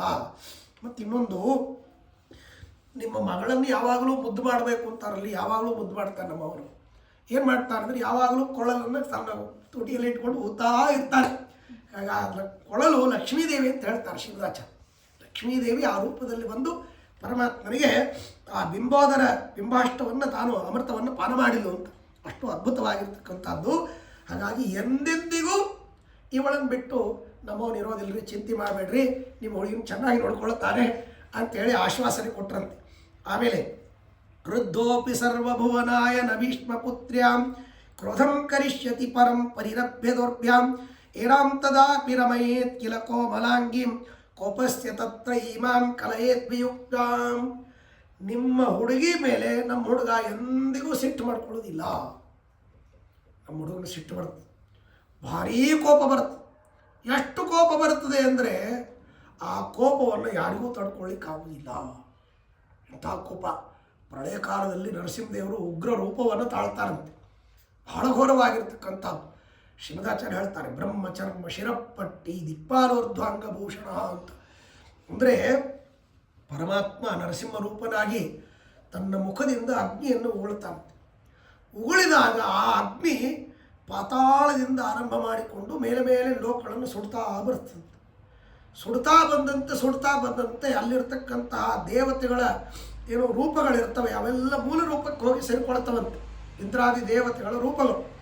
ಆ ರೂಪಗಳಿಗೆ ಸೇರಿಕೊಂಡಂತೆ ಉತ್ತಮ ದೇವತೆಗಳು ಅಧಮಾಧಮ ದೇವತೆಗಳನ್ನು ನುಂಗಿ ಹಾಕ್ತಾರೆ. ನುಂಗಿ ಹಾಕುವಾಗ ಪರಮಾತ್ಮ ಸಿಕ್ಕವರನ್ನು ಕೊಚ್ತಾ ಬರ್ತಾನಂತೆ, ಖಡ್ಗಗಳಿಂದ ಸಂಹಾರ ಮಾಡ್ತಾ ಬರ್ತಾನಂತೆ. ಸಂಹಾರ ಮಾಡ್ತಾ ಬಂದು ಏನು ಮಾಡ್ತಾರಂದರೆ ಬ್ರಹ್ಮದೇವರನ್ನು ನೋಡೋದಿಲ್ಲ, ಅವರನ್ನು ಕೊಂದು ಹಾಕಿಬಿಡ್ತಾರಂತೆ ಪರಮಾತ್ಮ. ಕೊಂದು ಹಾಕೋದು ಹೇಗೆ ಅಂದರೆ ಬ್ರಹ್ಮದೇವರ ಚರ್ಮವನ್ನು ಸುಳಿತಾರಂತೆ. ಚರ್ಮವನ್ನು ಸುಳಿದು ಅದನ್ನು ತನ್ನ ತಲೆಗೆ ಪಟ್ಟಿಯಾಗಿ ಕಟ್ಕೊಳ್ತಾರಂತೆ. ಬ್ರಹ್ಮಚರ್ಮ ಶಿರಪಟ್ಟಿ, ತಲೆಗೆ ಪಟ್ಟಿಯನ್ನಾಗಿ ಕಟ್ಕೊಳ್ತಾರಂತೆ. ದಿಕ್ಪಾಲಕರೇನಿದ್ದಾರೆ, ಇಂದ್ರ, ಅಗ್ನಿ, ಯಮ, ವರುಣ, ವಾಯು ಇತ್ಯಾದಿಗಳು, ಅವರೆಲ್ಲರನ್ನು ಕೊಂದು ಹಾಕಿ ಅವರ ಅವಯವಗಳನ್ನು ತನ್ನ ಅವಯವಗಳಿಗೆ ಆಭರಣಗಳನ್ನಾಗಿ ಮಾಡಿಕೊಳ್ತಾರಂತೆ, ಹೊರವಾಗಿರ್ತಕ್ಕಂಥ ರೀತಿಯಲ್ಲಿ. ಹೀಗೆ ಅನೇಕ ವಿಧವಾದ ದೇವತೆಗಳ ರುಂಡಗಳನ್ನು ತನ್ನ ಕೊರಳಿಗೆ ಮಾಲೆಯನ್ನಾಗಿ ಮಾಡಿಕೊಳ್ತಾರಂತೆ. ಹೀಗೆ ಮಾಲೆಗಳನ್ನು ಗೆಜ್ಜೆಗಳನ್ನಾಗಿ ಕಟ್ಟಿಕೊಂಡು ಕುಣಿತಾನಂತೆ ಪರಮಾತ್ಮ. ಎಷ್ಟು ಕ್ರೂರವಾಗಿ ಆ ರೂಪ ಹೇಳಿದ್ದಾರೆ. ಹಾಗಾಗಿ ಅಷ್ಟು ಕೋಪ ಬರ್ತದೆ ಅವರಿಗೆ. ಇಂಥ ಕೋಪ ಯಾರಿಗೂ ತಡ್ಕೊಳ್ಳಿಕ್ಕಾಗುವುದಿಲ್ಲ. ಆ ಹಿರಣ್ಯಕಶಿಪುವನ್ನು ಸಂಹಾರ ಮಾಡಬೇಕಾದ ಕೋಪ ಬಂದರೆ ತಡ್ಕೊಳ್ಳಿಕ್ಕಾಗಿಲ್ಲ, ಇನ್ನು ಪ್ರಳಯ ಕಾಲದ ಕೋಪವನ್ನು ಯಾರು ತಡ್ಕೊಳ್ತಾರೆ? ಅಷ್ಟು ಕೋಪ ಎಲ್ಲರಲ್ಲಿ ಮಾಡಿಕೊಂಡ್ರು ಇವಳ ಮೇಲೆ ಮಾತ್ರ ಕೋಪ ಮಾಡಿಕೊಳ್ಳುವುದಿಲ್ಲ ಅವನು. ಯಾಕೆ ಅಂದರೆ ಯಾವಾಗಲೂ ಇವಳನ್ನು ಆಲಿಂಗನ ಮಾಡಿಕೊಂಡು ಪ್ರಳಯ ಕಾಲದಲ್ಲೂ ಇರ್ತಾನೆ, ಅವಳನ್ನು ಬಿಟ್ಟಿರುವುದಿಲ್ಲ ಇವನು. ಆಮೇಲೆ ಮತ್ತೆ ಕೊಡೋದು ಯಾರ ಮೇಲೆ ಮಾಡ್ತಾನೆ ಅಂದರೆ, ಆ ಕ್ರೋಧವನ್ನು ಯಾರ ಮೇಲೆ ಮಾಡ್ತಾನೆ ಅಂದರೆ, ಯಾರು ಈ ಲಕ್ಷ್ಮೀನಾರಾಯಣರ ವಿಯೋಗವನ್ನು ಚಿಂತನೆ ಮಾಡ್ತಾರೆ ನೋಡ್ರಿ, ಅವ್ರ ಮೇಲೆ ಕೋಪ ಮಾಡ್ಕೊಳ್ತಾನೆ ಪರಮಾತ್ಮ. ಹಾಗಾಗಿ ವಿಯೋಗವನ್ನು ಎಂದಿಗೂ ಚಿಂತನೆ ಮಾಡಬಾರ್ದು. ಬಹಳ ಘೋರವಾಗಿರ್ತಕ್ಕಂಥ, ಅಷ್ಟು ಅದ್ಭುತವಾಗಿರ್ತಕ್ಕಂತಹ ರೀತಿಯಲ್ಲಿ ಪರಮಾತ್ಮನ ವಿಯೋಗವನ್ನು ಚಿಂತನೆ ಮಾಡಿದರೆ ಘೋರವಾದ ಅರ್ಥ. ಹಾಗಾಗಿ ಒಬ್ಬ ರಾಕ್ಷಸಿ ಬ್ರಹ್ಮದೇವರನ್ನು ಕುರಿತು ತಪಶ್ಚರ್ಯ ಮಾಡ್ತಾಳಂತೆ. ತಪಶ್ಚರ್ಯ ಮಾಡಿದಾಗ ಬ್ರಹ್ಮದೇವರು ಪ್ರತ್ಯಕ್ಷ ಏನು ಮತ್ತು ನನಗೆ ಮುಕ್ತಿ ಸೇವೆ ಬೇಕು. ಅದಕ್ಕೆ ಪರಮಾತ್ಮ ಹೇಳಿದಂತೆ ಒಂದು ಕೆಲಸ ಮಾಡು, ರಾಮದೇವರಿಗೆ ನೀನು ಅಪಕೀರ್ತಿ ಕೊಡಬೇಕು. ರಾವಣನ ಮನೆಯಲ್ಲಿರ್ತಕ್ಕಂಥ ಸೀತಾದೇವಿಯನ್ನು ಕರ್ಕೊಂಡು ಬಂದು ಇಟ್ಕೊಂಡ. ಪರಗ್ರಹದಲ್ಲಿ ಎಷ್ಟೋ ದಿನಗಳವರೆಗೆ ಇದ್ದ, ಅಲ್ಲಿ ಏನಾಗಿದೆ ಯಾರಿಗೆ ಗೊತ್ತು. ಹಾಗಾಗಿ ಒಂದು ರಾತ್ರಿ ಪರಗ್ರಹದಲ್ಲಿ ಇದ್ದ ಸ್ತ್ರೀಯನ್ನು ಸ್ವೀಕಾರ ಮಾಡಬಾರ್ದು ಅಂತ ಶಾಸ್ತ್ರ ಹೇಳುತ್ತದೆ. ಆದಮೇಲೆ ಇವಳು ಅಷ್ಟು ದಿವಸಗಳವರಿರ್ತಕ್ಕಂಥ ಸೀತಾದೇವಿಯನ್ನು ಮತ್ತೇನಪ್ಪ ಅಂದರೆ ತಂದು ಇಟ್ಕೊಂಡಿದ್ದಾನೆ ರಾಮ ಅಂತ ನೀನು ಹೇಳು. ಆಗ ಸೀತಾದೇವಿಯನ್ನು ರಾಮ ಬಿಟ್ಟುಬಿಡ್ತಾನೆ. ಆ ಸೀತಾದೇವಿಯ ವಿಯೋಗವನ್ನು ಮಾಡಿದೆ ಅಂತಾದರೆ ನಿನಗೆ ಮುಕ್ತಿ ಆಗ್ತದೆ ಅಂತ ಬ್ರಹ್ಮದೇವರು ಹೇಳಿಬಿಟ್ರು. ಆ ಮಾತನ್ನು ಕೇಳಿ ಆ ರಾಕ್ಷಸ ಆ ರೀತಿಯಲ್ಲಿ ಹುಟ್ಟಿ ರಾಮದೇವರಿಗೆ ಅಪಕೀರ್ತಿಯನ್ನು ಕೊಟ್ಟ ಅನ್ನೋದಕ್ಕಾಗಿ ಪರಮಾತ್ಮ ಮತ್ತೇನಪ್ಪ ಅಂದರೆ ವಾಲ್ಮೀಕಿ ಋಷಿಗಳ ಆಶ್ರಮಕ್ಕೆ ಕೊಟ್ಟು ಕಳಿಸ್ತಾನೆ ಅಂತನ್ನುವಂಥ ಮಾತನ್ನು ಕೇಳ್ತೇವೆ. ಯದ್ಯಪಿ ವಾಲ್ಮೀಕಿ ಋಷಿಗಳ ಆಶ್ರಮಕ್ಕೆ ಸೀತಾದೇವಿ ಹೋದರೂ ಸೀತಾದೇವಿ ಪರಮಾತ್ಮನ ಬಿಟ್ಟು ಹೋಗಿಲ್ಲ. ನಿತ್ಯಾವಿಯೋಗಿನಿ ಸೀತಾ ಎಂದಿಗೂ ಪರಮಾತ್ಮನ ಬಿಟ್ಟು ಹೋಗೋದಿಲ್ಲ. ಜನರ ಮೋಹಕ್ಕಾಗಿ, ದುಷ್ಟರ ಮೋಹಕ್ಕಾಗಿ ಆ ಸೀತಾದೇವಿ ಪರಮಾತ್ಮನ ಬಿಟ್ಟು ಹೋದ್ಲು ಅಂತ ತೋರಿತೇ ಹೊರತು ಎಂದಿಗೂ ಬಿಟ್ಟು ಹೋಗ್ಲಿಕ್ಕೆ ಸಾಧ್ಯ. ಹಾಗಾಗಿ ಅಂತಹ ರೀತಿಯಲ್ಲಿ ಪರಮಾತ್ಮನಿಂದ ಲಕ್ಷ್ಮೀದೇವಿಯ ವಿಯೋಗವನ್ನು ಯಾರು ಚಿಂತನೆ ಮಾಡ್ತಾರೆ ನೋಡ್ರಿ, ಅವರ ಮೇಲೆ ಆ ಕೋಪವನ್ನು ತೋರಿಸ್ತಾನೆ. ಅವರನ್ನು ಎತ್ತಿ ಅರ್ಧ ತಮಸ್ಸಿಗೆ ಹಾಕ್ತಾರೆ, ನಾನಾ ರೀತಿಯಲ್ಲಿ ಕಷ್ಟಗಳನ್ನು ಕೊಡ್ತಾರೆ. ಹಾಗಾಗಿ ಆ ರೀತಿಯಲ್ಲಿ ಇರತಕ್ಕಂಥದ್ದು. ಹಾಗಾಗಿ ಎಂದೆಂದಿಗೂ ಇವಳ ಮೇಲೆ ಪರಮಾತ್ಮ ಕೋಪ ಮಾಡಿಕೊಳ್ಳುವುದಿಲ್ಲ. ಕೇಶಂ ಪ್ರಗೃಹ್ಯ ಕರಜೈ ಕುಚಕುಂಭ ಪಾರ್ಶ್ವೇ ಕುರ್ವನ್ ವ್ರಣಾನಿ ಮೃದುಲೋಷ್ಟಪುಟಂ ಸದಂಶಂ ದಂತಕ್ಷತಂ ವಿರಚಯೇದ್ದೈತಸ್ವಪುಂಸ ಕ್ರೋಧಂ ತದಾನ ಕಲಯದ್ದಮಸೌ ವಿಲಾಸ. ಈ ಪರಮಾತ್ಮ ಮಡದಿಯ ಜೊತೆಗೆ ಚೆನ್ನಾಗಿ ಇರ್ತಾನೆ, ಚಿಂತೆ ಮಾಡಬೇಡ್ರಿ. ಪ್ರಾಯಸ್ಸನ ಪ್ರೇಷಯತಿ ಸ್ವಭಕ್ತ ಗೇಷ್ವಿವಾಂ ತೇಪಿ ನತಾಂ ಲಪಂತಿ. ಎಷ್ಟು ವಿಚಿತ್ರ ಅಂದರೆ ತನ್ನ ಮಡದಿಯನ್ನು ಯಾರ ಮನೆಗೂ ಕೊಟ್ಕೊಳಿಸೋದಿಲ್ಲ ಪರಮಾತ್ಮ. ಯಾವಾಗಲೂ ತನ್ನ ಮನೆಯಲ್ಲೇ ಇಟ್ಕೊಂಡಿರ್ತಾನೆ. ಅಕಸ್ಮಾತ್ ಏನಾದರೂ ತನ್ನ ಭಕ್ತರು ಪರಮಾತ್ಮ ಸ್ವಾಮಿ ನಿನ್ನ ಅನುಗ್ರಹ ಆಗಲಿ ಅಂತ ಬೇಡಿದರೆ ಅವರಿಗೆ ಅನುಗ್ರಹ ಮಾಡೋದಕ್ಕಾಗಿ ಏನಾದರೂ ನೀನು ಸ್ವಲ್ಪ ಅವ್ರ ಮನೆಗೆ ಹೋಗ್ಬಾ ಅಂತ ಹೆಂಡತಿ ಕೊಟ್ಟು ಕಳಿಸಿದರೆ ಅವರು ಸ್ವಾಮಿ ನೀನು ಮಾಡಿದಿ ನಿನ್ನ ಹತ್ರ ಇಟ್ಕೋ ಅಂಥೇಳಿ ಅವ್ರು ತಿರುಗಿ ಕೊಟ್ಟು ಕಳಿಸಿಬಿಡ್ತಾರೆ. ಯಾಕೆ ಅಂದರೆ ಅದಕ್ಕೆ ಲೌಕಿಕವಾದ ರೀತಿಯಲ್ಲಿ ಹೇಳ್ತಾರೆ ಮದ್ರಾಸ್ ಸ್ವಾಮಿಗಳು, ಮಹಾಜ್ಞಾನಿಗಳಿಗೆ ದೇವರ ಅನುಗ್ರಹ ಆಗಲಿ ಅಂತ ದಿವ್ಯವಾದ ರೀತಿಯಲ್ಲಿ ವ್ರತಗಳನ್ನು ತಪಶ್ಚರ್ಯಗಳನ್ನು ಜ್ಞಾನವನ್ನು ಪಡೆದು ದೇವರ ಆರಾಧನೆಯನ್ನು ಮಾಡ್ತಕ್ಕಂಥವರಿಗೆ ದೇವರೇನಾದರೂ ಸಂಪತ್ತು ಕೊಟ್ಟರೆ ಏನು ಮಾಡ್ತಾರೆ ಜ್ಞಾನಿಗಳು? ಆ ಸಂಪತ್ತನ್ನು ಇಟ್ಕೊಳ್ತಾರೆ. ನಾವು ಇಲ್ಲ, ಎಲ್ಲರಿಗೆ ಕೊಟ್ಟು ಕೃಷ್ಣ ಅರ್ಪಣ ವಸ್ತು ಅಂತ ಅಂದುಬಿಡ್ತಾರೆ. ಹಾಗೆ ಆ ಸಂಪತ್ತನ್ನು ಲಕ್ಷ್ಮೀದೇವಿಯನ್ನು ನನ್ನ ಭಕ್ತರ ಮನೆಗೆ ಇವರು ಶತ್ರುಗಳ ಮನೆಗಂತೂ ಕೊಟ್ಟು ಕಳಿಸೋದಿಲ್ಲ. ನನ್ನ ಭಕ್ತರು ಇವರ ಮನೆಗಾದರೂ ಹೋಗು ಅಂದರೆ ಆ ಭಕ್ತರು ಇಟ್ಕೊಳ್ಳೋದಿಲ್ಲ.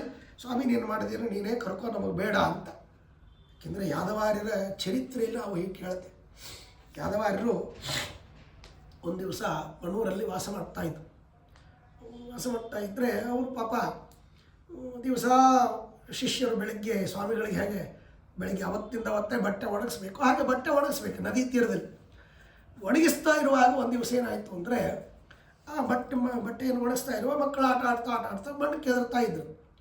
ಕೆದರುವಾಗ ಎರಡು ದೊಡ್ಡ ಕೊಪ್ಪರಿಗೆಯಲ್ಲಿ ಬಂಗಾರದ ನಾಣ್ಯಗಳು ಸಿಕ್ಬಿಡ್ತು. ಅದನ್ನು ನೋಡಿ ಬಹಳ ಸಂತೋಷವಾಯಿತು. ಅವರೆಲ್ಲ ಹೋಗಿ ಗುರುಗಳು ಹೇಳಿದರು, ಸ್ವಾಮಿ ದೊಡ್ಡದಾಗಿರ್ತಕ್ಕಂಥ 2 ಕೊಪ್ಪರಿಗೆಯಲ್ಲಿ ಬಂಗಾರದ ನಾಣ್ಯಗಳು ಸಿಕ್ಕಿದೆ, ಅದರಿಂದ ನಮಗೆ ಇನ್ನೇನು ಊಟಕ್ಕೆ ಚಿಂತೆ ಆಗುವುದಿಲ್ಲ, ಎಲ್ಲರೂ ಚೆನ್ನಾಗಿ ಊಟ ಮಾಡ್ಬೋದು, ಅದಕ್ಕಾಗಿ ಮತ್ತು ಆ ಕೊಪ್ಪರಿಗಳನ್ನು ಮನೆಗೆ ತೆಗೆದುಕೊಂಡು ಬರೋಣ ಅಂತ ಕೇಳಿದರು. ಅದಕ್ಕೆ ಯಾದವಾರರು ಎಲ್ಲಿದೆ ತೋರಿಸ್ರಿ. ಹೋಗಿ ನೋಡಿದರೆ ಅದನ್ನೆಲ್ಲ ಹೇಗಿತ್ತು ಹಾಗೆ ಮಣ್ಣು ಮುಚ್ಚರಿ. ಈಗಿಂದೀಗ ಈ ಊರು ಬಿಟ್ಟು ಹೋಗಬೇಕು ಅಂತ. ಆ ಬಿಟ್ಟು ಸೀದಾ ಏನಪ್ಪ ಅಂತಂದರೆ ಮುಕಟ್ಕಾಲು ಹುಬ್ಬಳ್ಳಿ ಅಂತ, ಹುಬ್ಬಳ್ಳಿ ದಾಟಿ ಬೆಳಗಾವಿ ಹೋಗೋ ಹಾದಿ ಒಳಗೆ ಬರ್ತದೆ. ಅಲ್ಲಿ ನರಸಿಂಹದೇವರ ದೇವಸ್ಥಾನ ಅಲ್ಲಿದೆ, ಅದ್ಭುತವಾಗಿರ್ತಕ್ಕಂಥದ್ದು.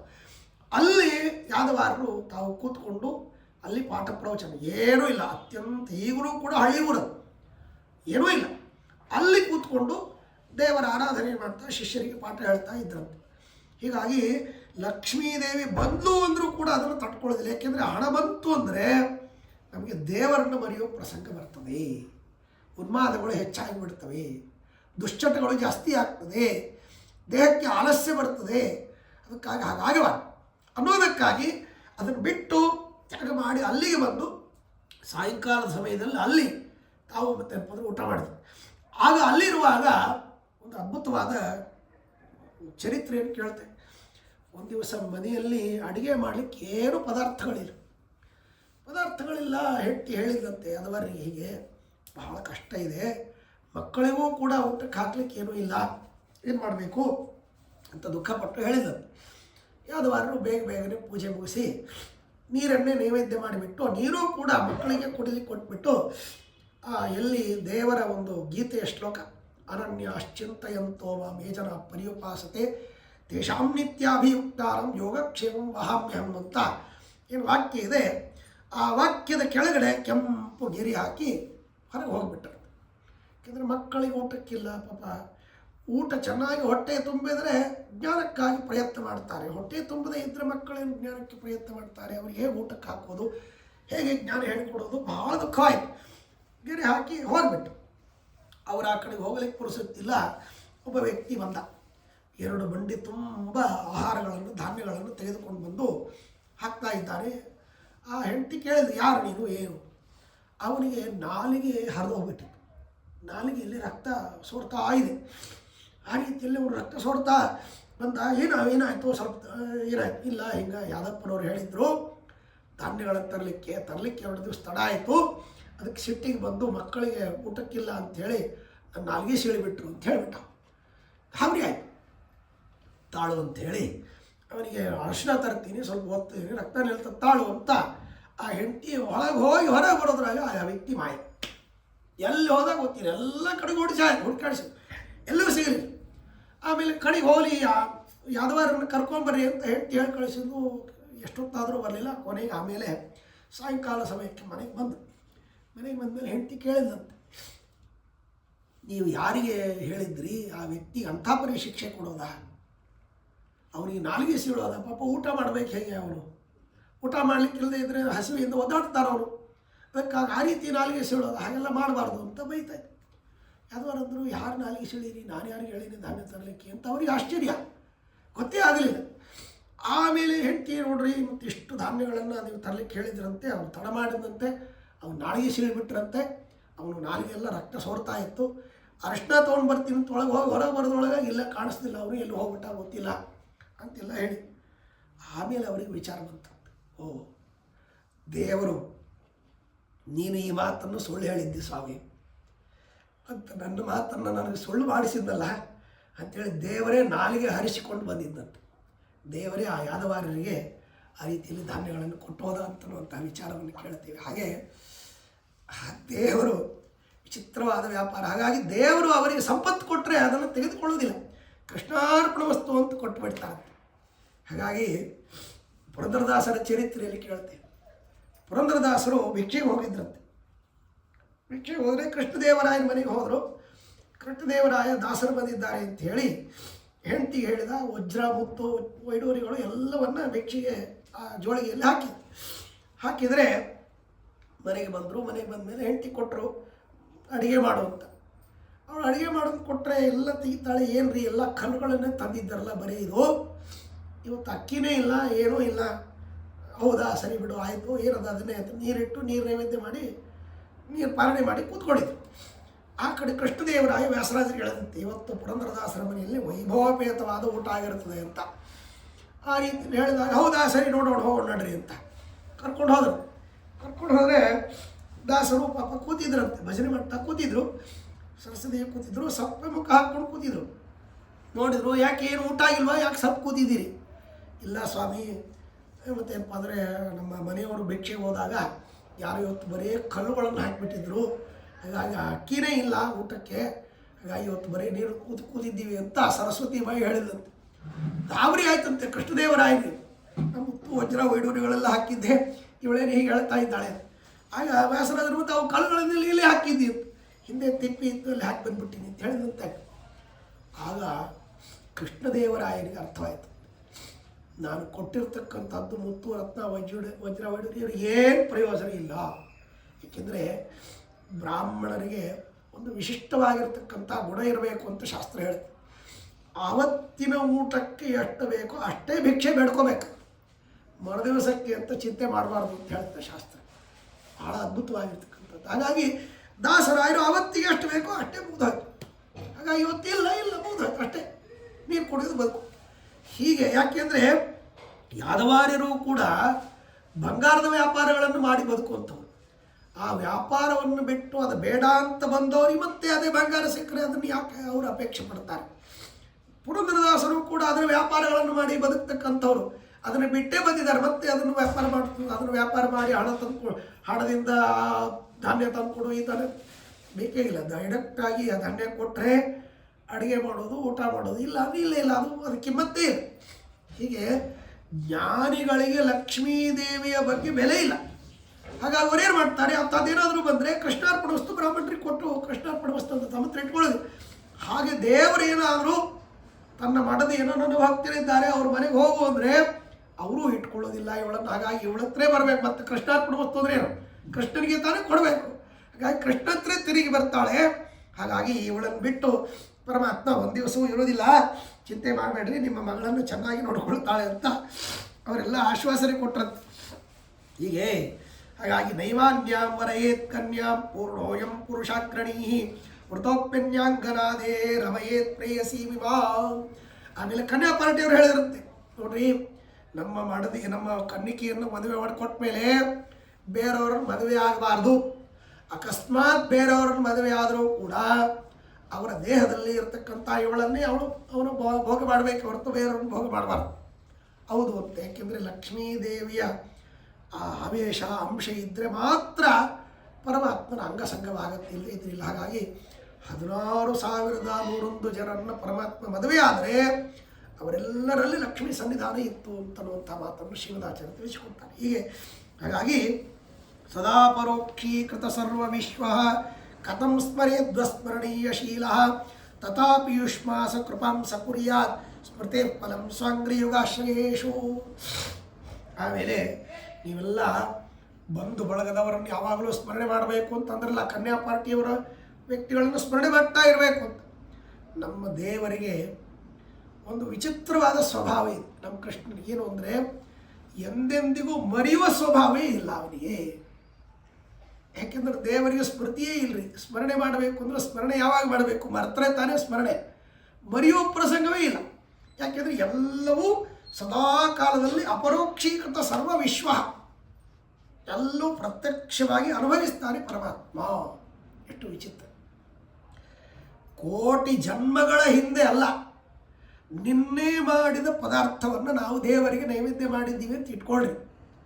ಆ ನಿನ್ನೆ ಮಾಡಿದ ಪದಾರ್ಥವನ್ನು ದೇವರು ಇವತ್ತಿಗೂ ಮೊನ್ನೆಯೂ ಅದರ ಹಿಂದೆ ಕೋಟಿ ವರ್ಷಗಳ ಹಿಂದೆ ಕೋಟಿ ವರ್ಷದ ಮುಂದೆ ಆ ಕೊಟ್ಟ ಪದಾರ್ಥವನ್ನು ದೇವರು ಸ್ವಾಖ್ಯರಸವನ್ನು ಭೋಗ ಮಾಡ್ತಾ ಇರ್ತಾನೆ. ಅನುಭವ ಪ್ರತ್ಯಕ್ಷವಾಗಿ ಅದನ್ನು ತಿಂತಾ ಇರ್ತಾನೆ ಪರಮಾತ್ಮ. ನಾವು ಕೊಟ್ಟದ್ದು ಇಷ್ಟೇ ರೀ, ಅನಾದಿ ಕಾಲದಿಂದ ಅನಂತ ಕಾಲದವರೆಗೆ ಅದನ್ನು ಭೋಗ ಮಾಡ್ತಾರಂತೆ ಪರಮಾತ್ಮ.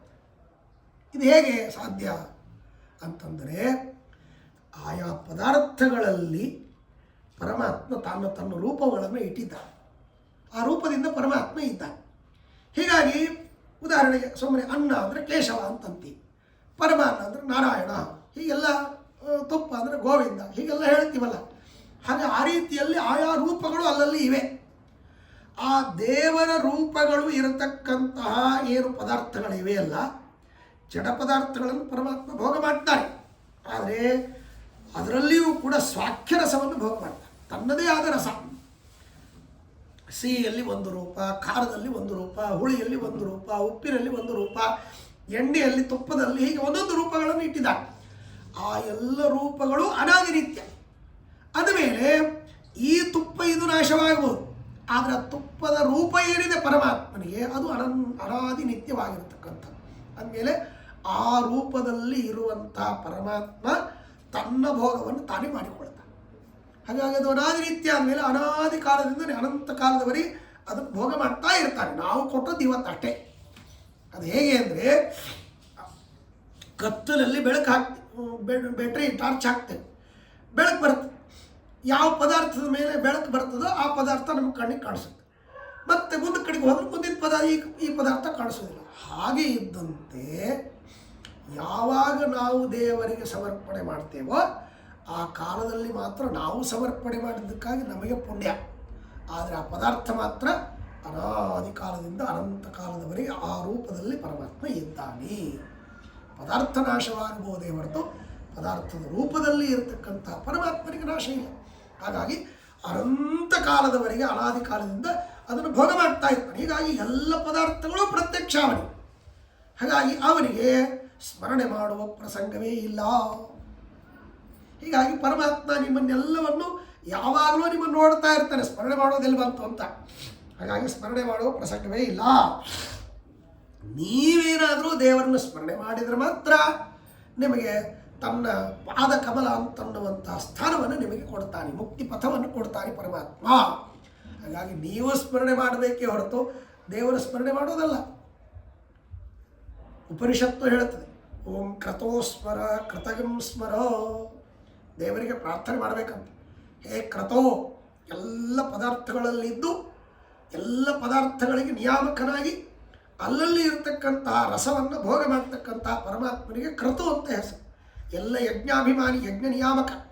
ಯಜ್ಞದ ಪದಾರ್ಥಗಳನ್ನು ನಾವೇನು ಹಾಕ್ತೀವಿ ಅದನ್ನೆಲ್ಲ ಸ್ವೀಕಾರ ಮಾಡ್ತಕ್ಕಂಥವ್ರು.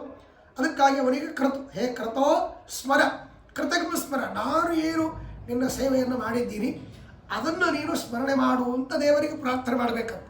ಅಲ್ಲಿ ಶಿವದಾಚಾರ್ಯ ಹೇಳ್ತಾನೆ, ಸ್ಮರ ಅಂದರೆ ದೇವರಿಗೆ ಸ್ಮರ ಅಂತನ್ನೋ ಶಬ್ದವೇ ಅಲ್ಲ. ಏಕೆಂದರೆ ಅವನು ಮರೆಯೋದೇ ಇಲ್ಲ, ಮರೆತರೆ ತಾನೇ ಸ್ಮರಣೆ, ಮರೆಯೋದೇ ಇಲ್ಲ ಅಂದಮೇಲೆ ಸ್ಮರಣೆ ಇಲ್ಲ. ಹಾಗೆ ಸ್ಮರ ಅಂತ ಹೆಂಗೆ ಅಂದರೆ, ಸ್ವಾಮಿ ನಮ್ಮ ಕಡೆಗೆ ಒಂದಿಷ್ಟು ವಿಶೇಷವಾದ ರೀತಿಯಲ್ಲಿ ಅದರೊಳಗೆ ದೇವರ ದೃಷ್ಟಿ ಯಾವಾಗಲೂ ಇರ್ತದೆ. ಆದರೂ ಕರುಣೆಯ ದೃಷ್ಟಿ ವಿಶೇಷವಾಗಬೇಕು. ಯದ್ಯಪಿ ಅಖಂಡವಾಗಿರ್ತಕ್ಕಂಥದ್ದು, ಅದರಲ್ಲಿ ಏರಿಳಿತಗಳಿಲ್ಲ, ಆದರೂ ಅದರಲ್ಲಿ ವಿಶೇಷವಾಗಿರ್ತಕ್ಕಂಥ ರೀತಿಯಲ್ಲಿ ಕರುಣೆಯ ದೃಷ್ಟಿ ನಮ್ಮ ಮೇಲೆ ಬಿತ್ತು ಅಂತಂದರೆ ನಾವು ಉದ್ಧಾರವಾಗ್ತೀವಿ ಸ್ವಾಮಿ. ಅದಕ್ಕಾಗಿ ನಾವು ಮಾಡಿದ ಪಾಪಗಳನ್ನು ಎಣಿಸದೇನೆ ನಾವು ಮಾಡಿರ್ತಕ್ಕಂತಹ ಪುಣ್ಯಗಳನ್ನು, ಸೇವೆಯನ್ನು ಮಾತ್ರ ನೀನು ಎಣಿಸಿ ನಮಗೆ ಅನುಗ್ರಹ ಮಾಡು ಅನ್ನುವ ರೀತಿಯಲ್ಲಿ ಮತ್ತೇನಪ್ಪ ಅಂದ್ರೆ ಅದು ಕ್ರತೋಸ್ಮರ, ಕೃತಜ್ಞ ಸ್ಮರ ಅಂತ ಪ್ರಾರ್ಥನೆ ಮಾಡಿದ್ದೇ ಹೊರತು ದೇವರಿಗೆ ಸ್ಮರಣೆ ಅಂತೂ ಇಲ್ಲ. ಹಾಗಾಗಿ ನಾವು ಸ್ಮರಣೆ ಮಾಡಬೇಕು ಹೊರತು ದೇವರ ಸ್ಮರಣೆ ಅಲ್ಲ. ದೇವರು ಯಾವಾಗಲೂ ನಮ್ಮನ್ನು ನೋಡ್ತಾ ಇರ್ತಾನೆ. ನಪಾರಿ ಬರಹಂ ಬಹುಧಾತು ಮೀಶಾ ರಥಾಶ್ವಹತ್ಯಾದಿ ಬಲಾನಿ ಚಾಸ್ಮೈ ಇಮಾಂ ಪರಂ ಪದ್ಮಮುಖಿಂ ದಿಶಾವಹ ತಿಥಿಜ್ಞಮಾಹೂಯ ತಿಥಿರ್ವಿಚಾರ್ಯತಾ. ಮತ್ತು ನಾವೆಲ್ಲ ಬಡವರಿ, ವರದಕ್ಷಿಣೆ ಕೊಡ್ಲಿಕ್ಕೆ ಆಗೋದಿಲ್ಲ ನಮಗೆ. ಬಹಳ ಅಂದರೆ ನಮ್ಮ ಕನ್ನಿಕೆನೇ ದೊಡ್ಡ ದಕ್ಷಿಣೆ, ಅವಳನ್ನು ಕೊಟ್ಬಿಡ್ತೀವಿ, ಸ್ವೀಕಾರ ಮಾಡೋದಾದ್ರೆ ಮಾಡ್ರಿ, ಇಲ್ಲಾಂದರೆ ಬಿಟ್ಕೊಂಡ್ಬಿಡ್ರಿ ಅಂತ. ಹಾಗಾಗಿ ಸರಿ ಅಂಥೇಳಿ ಒಪ್ಕೊಂಬಿಟ್ಟು ಆಗ ವರನ ಕಡೆ ಹೇಳ್ತಾರೆ, ಸರಿ ಆಯ್ತು. ನಪಾರಿ ಬರಹಂ ಸವರ್ಣೋತಿ ಪೂರ್ಣ ಸುಖಪರಂ ಕಾಂಕ್ಷತಿ ತತ್ಕಟಾಕ್ಷಂ ವಿರಿಂಚ ವೈರಿಂಚ ಮುಖಾಭರಾಣ ಅಗಣ್ಯ ಭಾಗ್ಯಂ ಹಿ ಯಥೋ ಬಭೂವ. ಅಲ್ರಿ ನಮ್ಮವನಿಗೆ ವರದಕ್ಷಿಣೆ ಬೇಕೇ ಆಗಿಲ್ಲ. ಯಾಕೆ ಅಂದರೆ ಯಾರಿಗೆ ವರದಕ್ಷಿಣೆ ಬೇಕು, ಯಾರಿಗೆ ಕಮ್ಮಿ ಅಂತ ಅನಿಸುತ್ತೆ ನೋಡ್ರಿ ಇದ್ದ ಐಶ್ವರ್ಯ, ಅವರಿಗೆ ವರದಕ್ಷಿಣೆ ಬೇಕು ಅಂತ ಅನಿಸುತ್ತೆ. ನಮ್ಮವನಿಗೇನು ಕಮ್ಮಿ ಇದೆ? ಯಾಕೆ ಅಂದರೆ ಸ್ವತಃ ಲಕ್ಷ್ಮೀಪತಿ, ಅವನ ಸ್ಮರಣೆಯಿಂದಲೇ ಬ್ರಹ್ಮಾದಿ ದೇವತೆಗಳಿಗೆ ಐಶ್ವರ್ಯ ಬಂದಿದೆ. ಆಮೇಲೆ ಇವನಿಗೆ ಯಾಕೆ ಆ ಐಶ್ವರ್ಯ ಬೇಕೇ ಆಗಿಲ್ಲ. ಹಾಗಾಗಿ ಇವನ ದಿವ್ಯವಾದ ಕಟಾಕ್ಷದಿಂದ ಅಗಣ್ಯವಾದ ಭಾಗ್ಯ ಸಿಕ್ಕಿದೆ ಅವರಿಗೆ. ಆಮೇಲೆ ಏನು ವರದಕ್ಷಿಣೆ ಬೇಕಾಗಿಲ್ಲ. ಹೀಗೆ ಆಮೇಲೆ ಸರಿ, ಇನ್ನು ಮತ್ತೆ ಇಬ್ಬರ ಗ್ರಹಗತಿಗಳನ್ನು ವಿಚಾರ ಮಾಡಬೇಕು, ಇಬ್ಬರದು ಕುಂಡ್ಲಿ ಸೇರಿಸಬೇಕು, ಆಮೇಲೆ ಮದುವೆ ಮಾಡಬೇಕು, ಆಚಾರ್ಯನ ಕರೀರಿ ಅಂತಂದು ಅವರು ಕರೆದು ನೋಡಿದರು. ಅವ್ರು ನೋಡುವಾಗ ಹೇಳ್ತಾರೆ, ಎಷ್ಟು ಅದ್ಭುತವಾದ ರೀತಿಯಲ್ಲಿ ಮದ್ರಾಸವರು ಎಷ್ಟು ಚೆನ್ನಾಗಿ ಹೇಳ್ತಾರೆ. ಯದ್ವಕ್ತ್ರೇ ವಿದುಮಾಮನಂತಿ ಸುಬುಧಂ ಮುಗ್ಧಸ್ಮಿತೆ ಹಸ್ತಯೋ ಉದ್ಯನ್ ವ್ಯೋಮಮಣಿಂ ಗುರುಂ ಕಟಿತಟೆ ಮಧ್ಯಂ ಚ ಕಾವ್ಯಾಸ್ಪದಂ ಯತ್ಪಾದ ಸ್ಪೃಶಿ ಮಂಗಲಂ ಪದತಲೆ ಕೇತುಂ ಗತೋ ಮಂದಗಂ ಯದ್ರೋಚಿಶ್ಚಕಿತಂ ತಮಸ್ತದಯೋ ತದನಯೋ ನಿತ್ಯಂ ಮುಹೂರ್ತೋದಯ. ಅಲ್ರಿ, ಎಲ್ಲ ವಿಧವಾದ ಅವಯವಗಳು, ಲಕ್ಷಣಗಳು ಎಲ್ಲವೂ ಕೂಡಿ ಬರ್ತವೆ. ಇನ್ನು ಒಳ್ಳೆಯ ಮುಹೂರ್ತ ಇಡಬೇಕು, ಆ ಮುಹೂರ್ತ ಬೇಕಲ್ಲ, ಉಚ್ಚವಾದ ಗತಿಗಳು ಗ್ರಹಗಳಿರಬೇಕು ಮುಹೂರ್ತಕ್ಕೆ. ಎಂಥ ಮುಹೂರ್ತ ಅಂದರೆ ಅದಕ್ಕೆ ಹೇಳ್ತಾರೆ, ಎಲ್ಲ ಗ್ರಹಗಳು ತಮ್ಮ ತಮ್ಮ ಉಚ್ಚ ಸ್ಥಾನದಲ್ಲಿ ಇದ್ದವೆ. ಎಲ್ಲಿದ್ದವೆ ಅಂದರೆ ಚಂದ್ರ ಎಲ್ಲಿರಬೇಕ್ರಿ? ಚಂದ್ರನನ್ನು ಸಾಮಾನ್ಯವಾಗಿ ಹೋಲಿಸೋದೆಲ್ಲಿ? ಮುಖದಲ್ಲಿ. ಹಾಗಾಗಿ ಮುಖದಲ್ಲಿ ಚಂದ್ರನಂತೆ ಮುಖ, ಮುಖದಲ್ಲಿ ಚಂದ್ರನಂತೆ ಪರಮಾತ್ಮ ಯಾವಾಗಲೂ ಹಸನ್ಮುಖಿಯಾಗಿರ್ತಾನೆ. ಅಲ್ಲಿ ಚಂದ್ರ ಇದ್ದಾನೆ, ಚಂದ್ರ ಮುಖದಲ್ಲಿ, ಹಾಗಾಗಿ ಅವನು ಉತ್ತಮವಾಗಿ ಇದ್ದಾನೆ. ಆಮೇಲೆ ಮತ್ತೇನಪ್ಪ ಅಂತಂದರೆ ನೀಚ ಸ್ಥಾನದಲ್ಲಿ ಇರಬಾರ್ದು, ಅದಕ್ಕೆ ಅಶುಭ ಮುಹೂರ್ತ ಅಂತ. ನೀಚ ಸ್ಥಾನದಲ್ಲಿ ಉತ್ತಮವಾದ ಮುಖದಲ್ಲೇ ಇದ್ದಾನೆ. ಆಮೇಲೆ ಮತ್ತೇನಪ್ಪ ಅಂದರೆ ದಂಪತಿಗಳ ಮುಖ ಇವರಿಬ್ಬರದು ಭಾರಿ ಚಂದದ ಚಂದ್ರನಂತೆ ಅದ. ಅಂದಮೇಲೆ ಅಲ್ಲಿದ್ದಾನೆ ಚಂದ್ರ, ಇಬ್ಬರ ಮುಖದಲ್ಲೂ ಹಾಗೆ ಇದ್ದಾನೆ ಈ ರೀತಿಯಲ್ಲಿ. ಆಮೇಲೆ ಮತ್ತೇನಪ್ಪ ಅಂದರೆ ಮುಗುಳ್ನಗೆ, ಪರಮಾತ್ಮ ಯಾವಾಗಲೂ ಮುಗುಳ್ನಗೆಯಿಂದ ಅಂದರೆ ಮಂದಹಸ್ಮಿತನಾಗಿ ಇರ್ತಾನೆ. ಹಾಗಾಗಿ ಆ ಸೌಮ್ಯ ರೂಪ ಅಂತ, ಯಾವಾಗಲೂ ಸೌಮ್ಯ ರೂಪದಲ್ಲಿರ್ತಾನೆ. ಸೌಮ್ಯ ಅಂದರೆ ಬುಧ, ಆ ಸೌಮ್ಯ ರೂಪದಲ್ಲಿ ಬುಧ ಇದ್ದಾನೆ, ಮತ್ತು ಅಲ್ಲೇ ಅಲ್ಲ ಸೌಮ್ಯ ಇರೋದು. ಹಾಗಾಗಿ ಅವನು ಉಚ್ಚ ಸ್ಥಾನದಲ್ಲಿ ಇದ್ದಾನೆ. ಆಮೇಲೆ ಪರಮಾತ್ಮನ ಕೈಗಳು ಕೆಂಪಿರ್ತವಂತೆ, ಹಾಗಾಗಿ ಕೆಂಪಾಗಿರ್ತಕ್ಕಂಥ ಸೂರ್ಯ, ಹಾಗಾಗಿ ಸೂರ್ಯ ಅಲ್ಲಿ ಇದ್ದಾನೆ. ಒಳ್ಳೆ ರೀತಿಯಲ್ಲಿ ಪರಮಾತ್ಮನ ಕೈಯಿಂದ ಎಲ್ಲ ವಿಧವಾಗಿರ್ತಕ್ಕಂಥ ರೀತಿಯಲ್ಲಿ ಅನುಗ್ರಹವಾಗತ್ತೆ. ಹಾಗಾಗಿ ಅನುಗ್ರಹ ಆಗಬೇಕಂದ್ರೆ ಪರಮಾತ್ಮನ ಕರುಣೆಯ ಕಿರಣಗಳು ಬರಬೇಕಲ್ಲ, ಅದು ಬರಬೇಕಂದ್ರೆ ಸೂರ್ಯ ಇಲ್ಲಿ ಕೆಂಪಿಗಿದ್ದಾನೆ ಮತ್ತು ಅಲ್ಲಿ ಇದ್ದಾನೆ. ಇನ್ನೇನು ಬೇಕು? ಸೂರ್ಯನಿಂದ ತಾನೇ ಎಲ್ಲ ಇವುಗಳು ಮತ್ತೇನಪ್ಪ ಅಂದರೆ ಔಷಧಿಗಳು ಬೆಳೆಯೋದು. ಹಾಗಾಗಿ ಪರಮಾತ್ಮನ ಹಸ್ತ ಬಂದರೆ ತಾನೇ ನಮಗೆಲ್ಲ ಆ ಔಷಧಿಗಳು, ಆ ವನಸ್ಪತಿಗಳು, ನಮ್ಮ ಅಭಿಲಾಷೆಗಳು ಹುಟ್ಟುವುದು, ಬೆಳೆಯುವ ಅನುಗ್ರಹವಾಗುವುದು. ಹಾಗಾಗಿ ಅಲ್ಲಿದ್ದಾನೆ. ಹಾಗಾಗಿ ಆ ರೀತಿಯಲ್ಲಿ ಹಸ್ತಗಳಲ್ಲಿದ್ದಾರೆ. ಅಂದರೆ ಹಸ್ತ ನಕ್ಷತ್ರದಲ್ಲಿ ಸೂರ್ಯ ಇದ್ದರೆ ಒಳ್ಳೆಯದಂತೆ, ಆ ರೀತಿಯಲ್ಲಿ ಹೇಳ್ತಾರೆ. ಆಮೇಲೆ ಮತ್ತೇನಪ್ಪ ಅಂತಂದರೆ, ಮತ್ತು ಗುರು ಇದು ಕಟಿಭಾಗದಲ್ಲಿ ಇದ್ದಾನೆ. ಹಾಗಾಗಿ ಅದು ಮಧ್ಯಸ್ಥಾನದಲ್ಲಿ ಅದ್ಭುತವಾಗಿರ್ತಕ್ಕಂಥ ರೀತಿ. ಹಾಗೆ ಗುರು ಅಲ್ಲಿದ್ದಾನೆ. ಆಮೇಲೆ ಕಾವ್ಯ ಶುಕ್ರಾಚಾರ ಇವನು ಲಿಂಗಸ್ಥಾನದಲ್ಲಿ ಇರ್ತಾನೆ. ಯಾಕಂದ್ರೆ ಶುಕ್ರಾಚಾರ ಅಲ್ಲಿಂದ ಶುಕ್ರ ಅಂತಂದ್ರೆ ಅದನ್ನು ಹುಟ್ಟಿಸಿ ದಿವ್ಯವಾಗಿರ್ತಕ್ಕಂಥ ರೀತಿಯಲ್ಲಿ ಮಕ್ಕಳನ್ನು ಸಂಪಾದನೆ ಮಾಡಿ ಕೊಡ್ತಾನೆ. ಅವನಲ್ಲಿದ್ದಾನೆ ಉಚ್ಚ ಸ್ಥಾನದಲ್ಲಿ. ಆಮೇಲೆ ಮತ್ತು ಮಂದ ಶನಿ ಇವನು ಎಲ್ಲಿದ್ದಾನೆ ಅಂದರೆ ಪರಮಾತ್ಮನ ಮಂದಗತಿಯಲ್ಲಿದ್ದಾನೆ. ಪರಮಾತ್ಮ ಬೇಗನೆ ಹೋಗೋದಿಲ್ಲ ಅಂತ. ಯಾರೇ ಎಷ್ಟೇ ಭಜನೆ ಮಾಡಿದರೂ ಅವನಿಗೆ ನಿಧಾನವಾಗಿ ಬಂದು ಅನುಗ್ರಹ ಮಾಡ್ತಾನೆ, ಬೇಗನೆ ಬರೋದಿಲ್ಲ. ಹಾಗಾಗಿ ಮಂದಗತಿಯಲ್ಲಿ ಬಂದೇ ಇದ್ದಾನೆ, ಶನಿ ಉಚ್ಚ ಸ್ಥಾನದಲ್ಲಿದ್ದಾನೆ. ಆಮೇಲೆ ರಾಹು ಇವನು ಮತ್ತೇನಪ್ಪ ಅಂತಂದರೆ, ಹಾಗಾಗಿ ಆ ರಾಹು ಪರಮಾತ್ಮ ಎಲ್ಲಿ ಬರ್ತಾನೆ ಅಲ್ಲಿ ಕತ್ತಲೆ ಹೋಗಿಬಿಡುತ್ತೆ, ಅಜ್ಞಾನ ಹೋಗಿಬಿಡುತ್ತೆ. ಹಾಗಾಗಿ ಆ ಕತ್ತಲೆಯನ್ನು ಕಳೆಯುವ ರೀತಿಯಲ್ಲಿ ರಾಹು ಇದ್ದಾನೆ. ಹಾಗಾಗಿ ರಾಹು ಇವನು ಯಾವಾಗಲೂ ಮತ್ತೇನಪ್ಪ ಅಂದರೆ ಕತ್ತಲೆಯನ್ನು ಮಾಡಿಬಿಡ್ತಾನೆ. ಚಂದ್ರ ಮತ್ತು ಇವರನ್ನು ಸೂರ್ಯನ ಹಿಡಿದು ಕತ್ತಲೆ ಮಾಡ್ತಾನೆ. ಹಾಗಾಗಿ ಆ ರಾಹು ಮತ್ತೇನಪ್ಪ ಅಂದರೆ ಅವನು ಬಂದ ಅಂತಂದರೆ ಕತ್ತಲೆ ಬರ್ತದೆ, ದೇವರು ಬಂದ ಅಂದರೆ ಕತ್ತಲೆ ಓಡಿ ಹೋಗುತ್ತೆ. ಹಾಗಾಗಿ ರಾಹು ಹತ್ತಿರನೇ ಸುಳಿಯೋದಿಲ್ಲ. ಇನ್ನು ಕೇತು ಅಂದರೆ ಧ್ವಜ, ಅವನ ಪಾದಗಳಲ್ಲಿ ಧ್ವಜ ವಜ್ರಾಂಕುಶ ಚಿಹ್ನೆಗಳಿವೆ, ಅಲ್ಲಿ ಇದ್ದಾನೆ. ಹಾಗಾಗಿ 9 ಗ್ರಹಗಳು ಎಲ್ಲೆಲ್ಲಿರಬೇಕು ಎಲ್ಲ ಕಡೆಗೆ ಇವೆ. ಇನ್ನು ಯಾಕೆ ಚಿಂತೆ? ಇನ್ನು ಮಂಗಳಂದು ಹೇಳಿಲ್ಲಲ್ರಿ ಅಂದರೆ, ಯಾರು ಪರಮಾತ್ಮನ ಪಾದಗಳನ್ನು ಆಶ್ರಯಿಸ್ತಾರೋ ಅವರಿಗೆಲ್ಲ ಮಂಗಲವಾಗುತ್ತೆ. ಹಾಗಾಗಿ ಪಾದದಲ್ಲೇ ಮಂಗಲ ಇದ್ದಾನೆ. ಅದರಿಂದಾಗಿ ಚಿಂತೆ ಮಾಡಬೇಡ್ರಿ, ಎಲ್ಲ ನವಗ್ರಹಗಳು ಕೂಡ ಚೆನ್ನಾಗಿದೆ, ಒಳ್ಳೆಯ ಮುಹೂರ್ತದಲ್ಲಿ ಮದುವೆ ಮಾಡಿರಿ ಅಂತ ಹೇಳಿಬಿಟ್ಟು. ಯದೀಯ ವೀಕ್ಷಾ ವಿಷಯಸ್ಯ ನಿತ್ಯಂ ವಿಧೋರ್ಬಲಂ ತಾರಬಲಂ ಚ ಸುಷ್ಟು ಯದೀಯ ತಾರಂ ಜಪತಸ್ತದಸ್ಯ ಸದಾ ಮುಹೂರ್ತೋದಯಮೇವ ಮನ್ಯೇ. ನೋಡಿ ಎಷ್ಟು ಅದ್ಭುತ. ಮದ್ರಾ ಸ್ವಾಮಿಗಳು ಹೇಳ್ತಾರೆ, ಯದೀಯ ವೀಕ್ಷಾ ವಿಷಯಸ್ಯ ನಿತ್ಯಂ ವಿಧೋರ್ಬಲಂ. ಯಾವ ಪರಮಾತ್ಮನ ದೃಷ್ಟಿ ಬಿತ್ತು ಅಂದರೆ ಅವನಿಗೆಲ್ಲ ಕೆಲಸಗಳಾಗಿಬಿಡ್ತು. ಹಾಗೇನಂತಾರೆ, ಓ ವಿಧಿ ಬಲ ಚೆನ್ನಾಗಿದೆ ಇವನಿಗೆ ಅಂತ. ವಿಧಿ ಅಂದರೆ ಯಾರ್ರಿ? ಬ್ರಹ್ಮದೇವರು. ಆಮೇಲೆ ಆ ಬ್ರಹ್ಮದೇವರ ಬಲ ಚೆನ್ನಾಗಿರಬೇಕು ಅಂದರೆ ದೇವರ ದೃಷ್ಟಿ ಬೆಳಬೇಕು. ಹಾಗಾಗಿ ವಿಧಿ ಬಲ ಚೆನ್ನಾಗಿದೆ ಎಂಬುದಾಯಿತು. ಇನ್ನು ತಾರಾಬಲ ನೋಡಬೇಕು. ತಾರಾಬಲ ನೋಡಬೇಕು ಅಂದರೆ ಯಾರಿಗೆ ದೇವರ ಅನುಗ್ರಹ ಮಾಡ್ತಾನೆ ಅವನ ಸಂಸಾರದಿಂದ ಉತ್ತೀರ್ಣನಾಗಿ ಬಿಡ್ತಾನೆ. ಆಮೇಲೆ ಇನ್ನೇನು ಬಲ ಬೇಕು? ಬೇಕಾದಷ್ಟು ಬಲ ಇದೆ, ಚಿಂತೆ ಮಾಡಬೇಡ್ರಿ. ತಾರಾಬಲ ಇದೆ, ಮತ್ತು ವಿಧಿ ಬಲ ಇದೆ, ಎಲ್ಲ ಚೆನ್ನಾಗಿದೆ, ಮದುವೆ ಮಾಡಿರಿ ಅಂತ. ಸರಿ, ಇನ್ನು 2-3 ದಿವಸಕ್ಕೆ ಒಳ್ಳೆಯ ಮುಹೂರ್ತ ಇದೆ. ಆ ಮುಹೂರ್ತ ದಿವಸ ಮದುವೆ ಮಾಡಬೇಕು ಅಂಥೇಳಿ ಎಲ್ಲ ನಿರ್ಣಯ ಮಾಡಿದ ಮೇಲೆ ತಾಂಬೂಲ ಪತ್ರಂ ಕಿಲ ಪೂಗಯುಕ್ತಂ ಆಸೀದ್ ವಿವಾಹೋತ್ಸವ ನಿರ್ಣಯಾಯ ಚೇತಸ್ವ ನಿಶ್ಚಾಯೇತಿ ಸ್ಮ ಯುವನ ಮಾಂಗಲ್ಯ ದೀಕ್ಷೋತ್ಸವಮೇತದೇವ. ಹೀಗೆ ಹೇಳಿ ಪರಸ್ಪರವಾಗಿ ಮಾತಾಡಿ ತಾಂಬೂಲವನ್ನು ಅದ್ಲಿ ಬದಲಿ ಮಾಡಿಕೊಳ್ಳೋ ವ್ಯವಸ್ಥೆ ಮಾಡಿದರು. ನಿರ್ಣಯವಾಯಿತು. ಆಮೇಲೆ ಎಲ್ಲರೂ ಕೂಡ ತಮ್ಮ ಮನೆಗೆ ಹೋಗುವಾಗ ಮತ್ತು ಈ ವ್ಯಕ್ತಿಗಳಿಗೆ ಅರಶಿನ ಎಣ್ಣೆ ಕೊಡ್ತಾರೆ, ಮಂಗಲ ಸ್ತ್ರೀಯರಿಗೆ ಅರಶಿನ ಎಣ್ಣೆ ಕೊಡ್ತಾರೆ.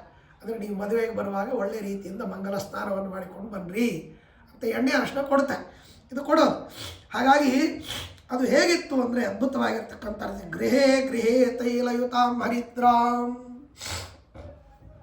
ಮನೆಯಲ್ಲಿ ಎಣ್ಣೆಗಳು ಹರಿದ್ರ ಇದು ಏನಪ್ಪ ಅಂದರೆ ಎಲ್ಲ ರೀತಿಯಲ್ಲಿ ಕೊಟ್ಟರಂತೆ. ಪರಸ್ಪರವಾಗಿ ಎಲ್ಲರೂ ಸಂತೋಷದಿಂದ ಎಣ್ಣೆ ಅರಿಶಿಣೆಗಳನ್ನು ಕೊಟ್ಟಿದ್ದಾರೆ. ಹೀಗೆ ಕನ್ಯಾವರು ಚಕ್ರತುರ ಅರ್ಥಕಾಮ ಅರ್ಚಾಂ ಪಿತೃದೇವತಾರ ಮನ್ನೇವಹಂ ಅನ್ಯೋನ್ಯ ಮಮೂತದಗ್ರೆ ಚಿರಣೋತ್ಸವವು ಸಂಪ್ರತಿ ಜಾತಲಜ್ಜೌ. ಬಹಳ ಅದ್ಭುತವಾದ ಮಾತನ್ನು ಹೇಳ್ತಾರೆ. ರುಕ್ಮಿಣೀ ದೇವಿ ಹಾಗೂ ಪರಮಾತ್ಮ ಮತ್ತೇನಪ್ಪ ಅಂದರೆ ಮೊದಲಿಗೆ ಮಾಡಿಕೊಳ್ಳುವಾಗ ನಾಂದಿ ಸ್ಥಾಪನೆ ಮಾಡಬೇಕು, ಪಿತೃದೇವತೆಗಳ ಆರಾಧನೆ ಆಗಬೇಕು, ಪುಣ್ಯವಾಚನೆ ಇವೆಲ್ಲ ಆಗಬೇಕಲ್ಲ. ಹಾಗೆ ಮಾಡಿಕೊಳ್ಳುವಾಗ ನಾಂದಿ ಸಮಾರಾಧನೆ ಮಾಡಿರಂತೆ. ಹಾಗಾಗಿ ನಾಂದಿ ಸಮಾರಾಧನೆ ಮಾಡಿದಾಗ ಪಿತೃದೇವತಾ ಪೂಜೆವಾಗಿರ್ತಕ್ಕಂಥ ಅದನ್ನು ಮಾಡಿದರೆ ಅದು ಎಲ್ಲ ವಿಧವಾಗಿರ್ತಕ್ಕಂಥ ರೀತಿಯಲ್ಲಿ. ಮತ್ತು ಅಮೃತ ಮಂಥನ ಮಾಡುವಾಗ ಅಲ್ಲಿ ಮತ್ತೇನಪ್ಪ ಅಂದರೆ ಲಕ್ಷ್ಮೀದೇವಿ ಹುಟ್ಟಿ ಬಂತು.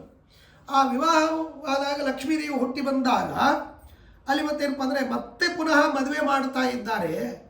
ಇನ್ನೇನಕ್ಕೆ ಮದುವೆ, ಎಲ್ಲ ಮದುವೆ ಆಗೋಗ್ಬಿಟ್ಟಿದೆ ಅಂತ ಹೇಳಿ ಆ ನಾಂದಿ ಸಮಾರಾಧನವನ್ನು ಮಾಡುವಾಗ ಇವರಿಗೆ ನಾಚಿಕೆ ಬಂತು. ಹಾಗಾಗಿ ಆ ನಾಚಿಕೆಯಿಂದ ಆ ನಾಂದಿ ಸಮಾರಾಧನೆ ಮಾಡುವಾಗ ಪಿತೃಗಳಿಗೆ ಪೂಜೆ ಮಾಡಿದಿರುತ್ತೆ. ಹಾಗಾಗಿ ಪೂಜೆ ಮಾಡುವಾಗ ಎಲ್ರಿಗೂ ನಾಚಿಕೆ ಇರುತ್ತೆ. ಏಕೆಂದರೆ ಆ ಬಳಿ ಅಳಗಾಡ್ತಿರ್ತದೆ, ಕುಟ್ತಾ ಇರ್ತಾರೆ, ಮತ್ತೊಂದು ಮಾಡ್ತಾ ಇರ್ತಾರೆ. ಎಲ್ಲರೂ ಆ ಫೋಟೋ ತೆಗೆಯುವಾಗ ಇದು ಮಾಡುವಾಗ ಅಲ್ಲಿ ನಾಚಿಕೆ ಹೊಳ್ತಾ ಇರ್ತಾರೆ. ಮೊದಲಿಗೆ ಅದು ನಾಚಿಕೆ ಇರುತ್ತೆ. ಹಾಗಾಗಿ ಆ ರೀತಿಯಲ್ಲಿ ಇವರಿಗೆ ನಾಚಿಕೆ ಬಂದದ್ದು ಯಾಕೆಂದರೆ ಮೊದಲೇ ಮದುವೆ ಆಗಿಬಿಟ್ಟರು, ಮತ್ತು ಇವ್ರು ಮಾಡ್ತಾ ಇದ್ದಾರೆ, ಇವರಿಬ್ಬರಿಗೆ ನಾಚಿಕೆ ಬಂತು ಅಂತಾರೆ. ಹೀಗೆ ಆ ರೀತಿಯಲ್ಲಿ ಪರಿಹೃತ ಭವಪಾಶ ಶ್ರೀಶ ಮಾಯಾಹಿ ಶೌರೇ ತ್ರಿಭುವನ ಪರಿಗೀತಂ ತೀರ್ಥಜಾತಂ ತ್ವಯೀಶೆ ಪ್ರಜತಿ ಸಕಲಮಾಸೀತ್ ಪೃಷ್ಠತ ಸ್ಪಷ್ಟ ಯುಷ್ಮಚ್ಚರಣ ವರ್ಣ ಭೂಮ್ಯಾಂ ಕ್ವಾಸ್ತಿ ತೀರ್ಥಂ ತ್ವದಗ್ರೆ. ಸರಿ, ಇನ್ನು ಕಾಶಿ ಯಾತ್ರೆಗೆ ಹೋಗ್ಬೇಕು ಪರಮಾತ್ಮ. ಕಾಶಿ ಯಾತ್ರೆಗೆ ಹೊರಡೋದಕ್ಕಾಗಿ ಪರಮಾತ್ಮ ಗಂಟು ಮೂಟೆ ಕಟ್ಕೊಂಡು ಕಾಶಿ ಯಾತ್ರೆಗೆ ಹೊರಟ್ರೆ ಅದಕ್ಕೆ ಅವರಂದರು, ಸ್ವಾಮಿ ನೀನು ಎಲ್ಲಿಗೆ ಹೋಗ್ಬೇಕು, ಯಾವ ತೀರ್ಥಯಾತ್ರೆಗೆ ಹೋಗಬೇಕು? ಯಾಕೆಂದರೆ ಎಲ್ಲ ತೀರ್ಥಗಳು ನಿನ್ನ ಪಾದದಲ್ಲಿ ಇವೆ. ಎಲ್ಲ ತೀರ್ಥಗಳು ನಿನ್ನ ಪಾದದಿಂದ ಹುಟ್ಟಿರ್ತಕ್ಕಂಥದ್ದು. ಹಾಗಾಗಿ ನೀನು ಎಲ್ಲಿಗೆ ಹೋಗಬೇಕು? ನೀನು ಎಲ್ಲಿ ಹೋಗ್ತೀಯ ಅಲ್ಲ ಎಲ್ಲ ತೀರ್ಥಗಳು ಬರ್ತವೆ. ಮತ್ತು ಇನ್ನೊಂದೇನು ಅಂದರೆ, ಒಂದು ಅದ್ಭುತವಾದ ಮಾತಿದೆ, ಎಲ್ಲಿ ಹರಿಕಥಾ ಪ್ರಸಂಗವೋ ಅಲ್ಲಿ ಗಂಗಾ ಯಮುನಾ ಸರಸ್ವತಿ ಎಲ್ಲ ನದಿಗಳು ಎಣೆಯಾಗಿ ಬಂದು ನಿಲ್ಲುವವು ಅಂತ. ಹಾಗಾಗಿ ನಿನ್ನ ಸ್ಮರಣೆ ಮಾಡಿದ್ರೇ ಎಲ್ಲ ತೀರ್ಥಗಳು ಬರ್ತವೆ ಅಂತಂದರೆ ನೀನಿದ್ದಲ್ಲಿ ತೀರ್ಥಗಳು ಇರೋದಿಲ್ಲ. ಅದು ನೀನು ಎಲ್ಲಿಗೆ ಹೋಗಬೇಕು? ತೀರ್ಥಕ್ಷೇತ್ರಗಳಿಗೆ ನೀನು ಇಲ್ಲೇ ಹೋಗಬೇಡ ಅಂತ ಈ ರೀತಿಯಲ್ಲಿ ಹೇಳ್ತಾ ಇದ್ದಾರೆ. ಯರ್ಹೀಶತೆ ಸಕಲ ತೀರ್ಥ ನಿಷೇವೆಣಚ್ಚ ತರ್ಹಿ ತ್ವದೀಯ ಮುನಿಯ ಕಿಲ ತತ್ರ ತತ್ರ ತ್ವಾಂ ಸ್ನಾಪಯಂತಿ ಜಲಮಧ್ಯೆ ಗತಂ ವಿವೇಕೈ ಕುರ್ವಂತಿ ತತ್ತವ ಕಿಮತ್ಯ ವಿಧೇಯಮಸ್ತಿ. ಇಲ್ಲ, ನಾನು ಎಲ್ಲ ತೀರ್ಥಗಳಿಗೆ ಹೋಗಿ ಸ್ನಾನ ಮಾಡ್ಕೊಂಡು ಬರಬೇಕು ಅಂತ ಅಪೇಕ್ಷೆ ಇದೆ. ಇಲ್ಲೇ ಇದ್ದರೆ ಸ್ನಾನ ಆಗುವುದಿಲ್ಲ. ಮಂಗಲ ಸ್ನಾನ ಆಗಬೇಕು ಅಂದರೆ ನೀನೇನು ಚಿಂತೆ ಮಾಡಬೇಡ. ಆ ಎಲ್ಲ ತೀರ್ಥಗಳಲ್ಲಿ ನಿನ್ನ ಭಕ್ತರಿದ್ದಾರಲ್ಲ, ಋಷಿ ಮುನಿಗಳು, ಅವರೆಲ್ಲ ನಿನ್ನ ಪ್ರತಿಮೆ ಇಟ್ಕೊಂಡು ನಿನ್ನನ್ನು ಪೂಜೆ ಮಾಡ್ತಾರೆ, ನಿನಗೆ ಅಭಿಷೇಕ ಮಾಡ್ತಾರೆ. ಅವರು ಪೂಜೆ ಮಾಡುವಾಗ ನೀನು ಅಲ್ಲಿಗೆ ಹೋಗದೇ ಇರ್ತೀಯ. ಒಂದು ಅಂಶದಿಂದ ಹೋಗಿ ಅವರು ಅಭಿಷೇಕ ಮಾಡಿದರೆ ಎಲ್ಲ ತೀರ್ಥಗಳ ಸ್ನಾನ ನಿನಗೆ ಕುಳಿತಲ್ಲೇ ಆಗುತ್ತೆ. ಅದಕ್ಕಾಗಿ ನೀನು ಯಾಕೆ ಸ್ನಾನಕ್ಕೆ ಹೋಗ್ಬೇಕು ಮಾರಾಯ, ಇಲ್ಲೇ ಇರು. ಹಾಗಾಗಿ ಕಲಶದಲ್ಲಿ ಅಭಿಷೇಕ ಮಾಡೋ ಕಲಶದಲ್ಲಿ ಗಂಗೆ ಯಮುನೆ ಚೈವ ಗೋದಾವರಿ ಸರಸ್ವತಿ ಎಲ್ಲ ತೀರ್ಥಗಳನ್ನು ಅಲ್ಲಿ ಅನುಸಂಧಾನ ಮಾಡಿ ಅವರು ತರ್ತಾರೆ. ಹಾಗಾಗಿ ಎಲ್ಲ ತೀರ್ಥಗಳು ಬಂದು ಹೋಗುತ್ತೆ. ಅದಕ್ಕಾಗಿ ನೀನು ಯಾಕೆ ಅದನ್ನು ಮಾಡಬೇಕು, ಏನು ಪ್ರಯತ್ನ ಮಾಡಬೇಡ, ಕೂತ್ಕೋ ಅಂತ. ಯತ್ರ ತ್ವದೀಯ ಗುಣ ಕೀರ್ತನ ನರ್ತನಾದಿ ತತ್ರೈವ ತೀರ್ಥನಿಕರ ಕಿಲ ಸಂವಸಂತಿ. ಹೀಗೆ ಆ ರೀತಿಯಲ್ಲಿ ಇರ್ತಕ್ಕಂಥದ್ದು ಸ್ವಾಮಿ. ನಿನ್ನ ಪಾದದ ಸಂಘದಿಂದ ಗಂಗೆ ಎಲ್ಲರನ್ನ ಪಾವನೆ ಮಾಡ್ತಾಳೆ ಅಂದಮೇಲೆ ಅಂತಹ ಪವಿತ್ರವಾದ ಪಾದದಿಂದ ನೀನು ಎಲ್ಲ ಕಡೆ ಓಡಾಡಬೇಕಾಗಿಲ್ಲ. ಆ ಗಂಗೆ ಸಾಕು, ಅಂಥ ಅನೇಕ ನದಿಗಳು ಸಾಕು, ನೀನು ಯಾಕೆ ಓಡಾಡಬೇಕು, ಇಲ್ಲೇ ಇರು ಅಂತ ಹೇಳಿ ಅವನಿಗೆ ಕರೆಯುವಾಗ ಮತ್ತೇನಪ್ಪ ಅಂದರೆ ಕನ್ಯೆ ಕಡೆಯವ್ರು ಹೇಳಬೇಕಂತೆ, ನಾವು ಕನ್ಯೆ ಕೊಡ್ತೀವಿ, ನೀ ಎಲ್ಲಿ ಕಾಶಿ ಯಾತ್ರೆಗೆ ಹೋಗಬೇಡ ಅಂತ. ಹಾಗೆ ಅವರೆಲ್ಲ ಕನ್ಯೆ ಕೊಡ್ತೀವಿ, ಕಾಶಿ ಯಾತ್ರೆಗೆ ಹೋಗಬೇಡ ಅಂತ ದೇವರಿಗೆ ಹೇಳಿದರೆ ಅದಕ್ಕೆ ಮತ್ತೆ ಕಾಶಿ ಯಾತ್ರೆಗೆ ಹೋಗಬೇಕು ಅಂತ ಮತ್ತು ತೀರ್ಥಗಳು ಯಾವ್ಯಾವ ಎಲ್ಲೆಲ್ಲಿವೆ ಅಂದರೆ ಅದಕ್ಕೆ ಹೇಳ್ತಾರೆ. ಭ್ರೂ ಕಾಶೀಂ, ಈ ರುಕ್ಮಿಣೀ ದೇವಿಯ ಭ್ರೂ ಏನಿದೆ ಇದು ಕಾಶಿ ಅಂತ. ಆಮೇಲೆ ವರ ನಾಭಿಮಾನ ಸವತೀಂ, ದಿವ್ಯವಾಗಿರ್ತಕ್ಕಂತಹ ನಾವಿ ಇದು ಮಾನಸ ಸರೋವರ. ಹಾರಾವಲಿ ಜಾಹ್ನವೀಂ, ಆ ರುಕ್ಮಿಣೀ ದೇವಿಯ ಹಾರ ಏನಿದೆ ಅದು ಜಾಹ್ನವಿ ಗಂಗಾದೇವಿ. ನೀವಿ ದಿವ್ಯ ಸರಸ್ವತಿ. ಆಮೇಲೆ ಪರಮಾತ್ಮ ಆ ರುಕ್ಮಿಣೀ ದೇವಿಯ ಏನು ಆಭರಣಗಳಿವೆ ಇವೆಲ್ಲ ಸರಸ್ವತಿ ದೇವಿ. ಆಮೇಲೆ ಪ್ರವಿಲಸದ್ ರೋಮಾಲಿ ಸೂರ್ಯಾತ್ಮಜ, ಆ ಎಲ್ಲ ವಿಧವಾದ ಆಭರಣಗಳೇನು ಹೊಳಿತಾವಲ್ಲ ಅವೆಲ್ಲ ಯಮುನಾದೇವಿಗಳು. ಆಮೇಲೆ ಕಾಂಚಿ ಶೋಭಿಕಟೀಂ, ಕೈಯಲ್ಲಿ ಹಾಕ್ಕೊಂಡಿರ್ತಕ್ಕಂಥ ಕಾಂಚಿ ಪಟ್ಟ ಸೀರೆಯನ್ನು ಉಟ್ಕೊಂಡಿದ್ದಾಳಲ್ಲ ಅದು ಕಾಂಚಿ ಕ್ಷೇತ್ರ, ಇನ್ನೇನು ಬೇಕು.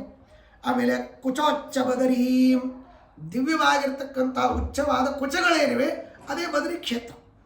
ನೇತ್ರಾಂತ ಯುಗ್ಮ ಪ್ರಭಾ, ಆ ಪರಮಾತ್ಮ ರುಕ್ಮಿಣೀ ದೇವಿಯ ಏನು ಕುಡಿನೋಟ ಇದೆ ಅದೇ ಕಾವೇರಿ, ಅಷ್ಟು ಅದ್ಭುತವಾಗಿರ್ತಕ್ಕಂಥದ್ದು. ಆಮೇಲೆ ಮತ್ತೇನಪ್ಪ ಅಂದರೆ ಅವಳ ಅಂತರಂಗ ಮನಸ್ಸೇನಿದೆ ಅದೇ ಚಂದ್ರ ಸರೋವರ. ಹೀಗಾಗಿರ್ತಕ್ಕಂಥದ್ದು. ಅದಕ್ಕಾಗಿ ನೀನು ಎಲ್ಲ ತೀರ್ಥಗಳು ಇಲ್ಲೇ ಮಾಡ್ಕೊಂಡ್ಬಿಡ್ಬೋದು, ಅಲ್ಲೇನು ಹೋಗಬೇಡ, ಇಲ್ಲೇ ಎಲ್ಲ ರುಕ್ಮಿಣೀ ದೇವಿಯಲ್ಲಿ ಇದೆ.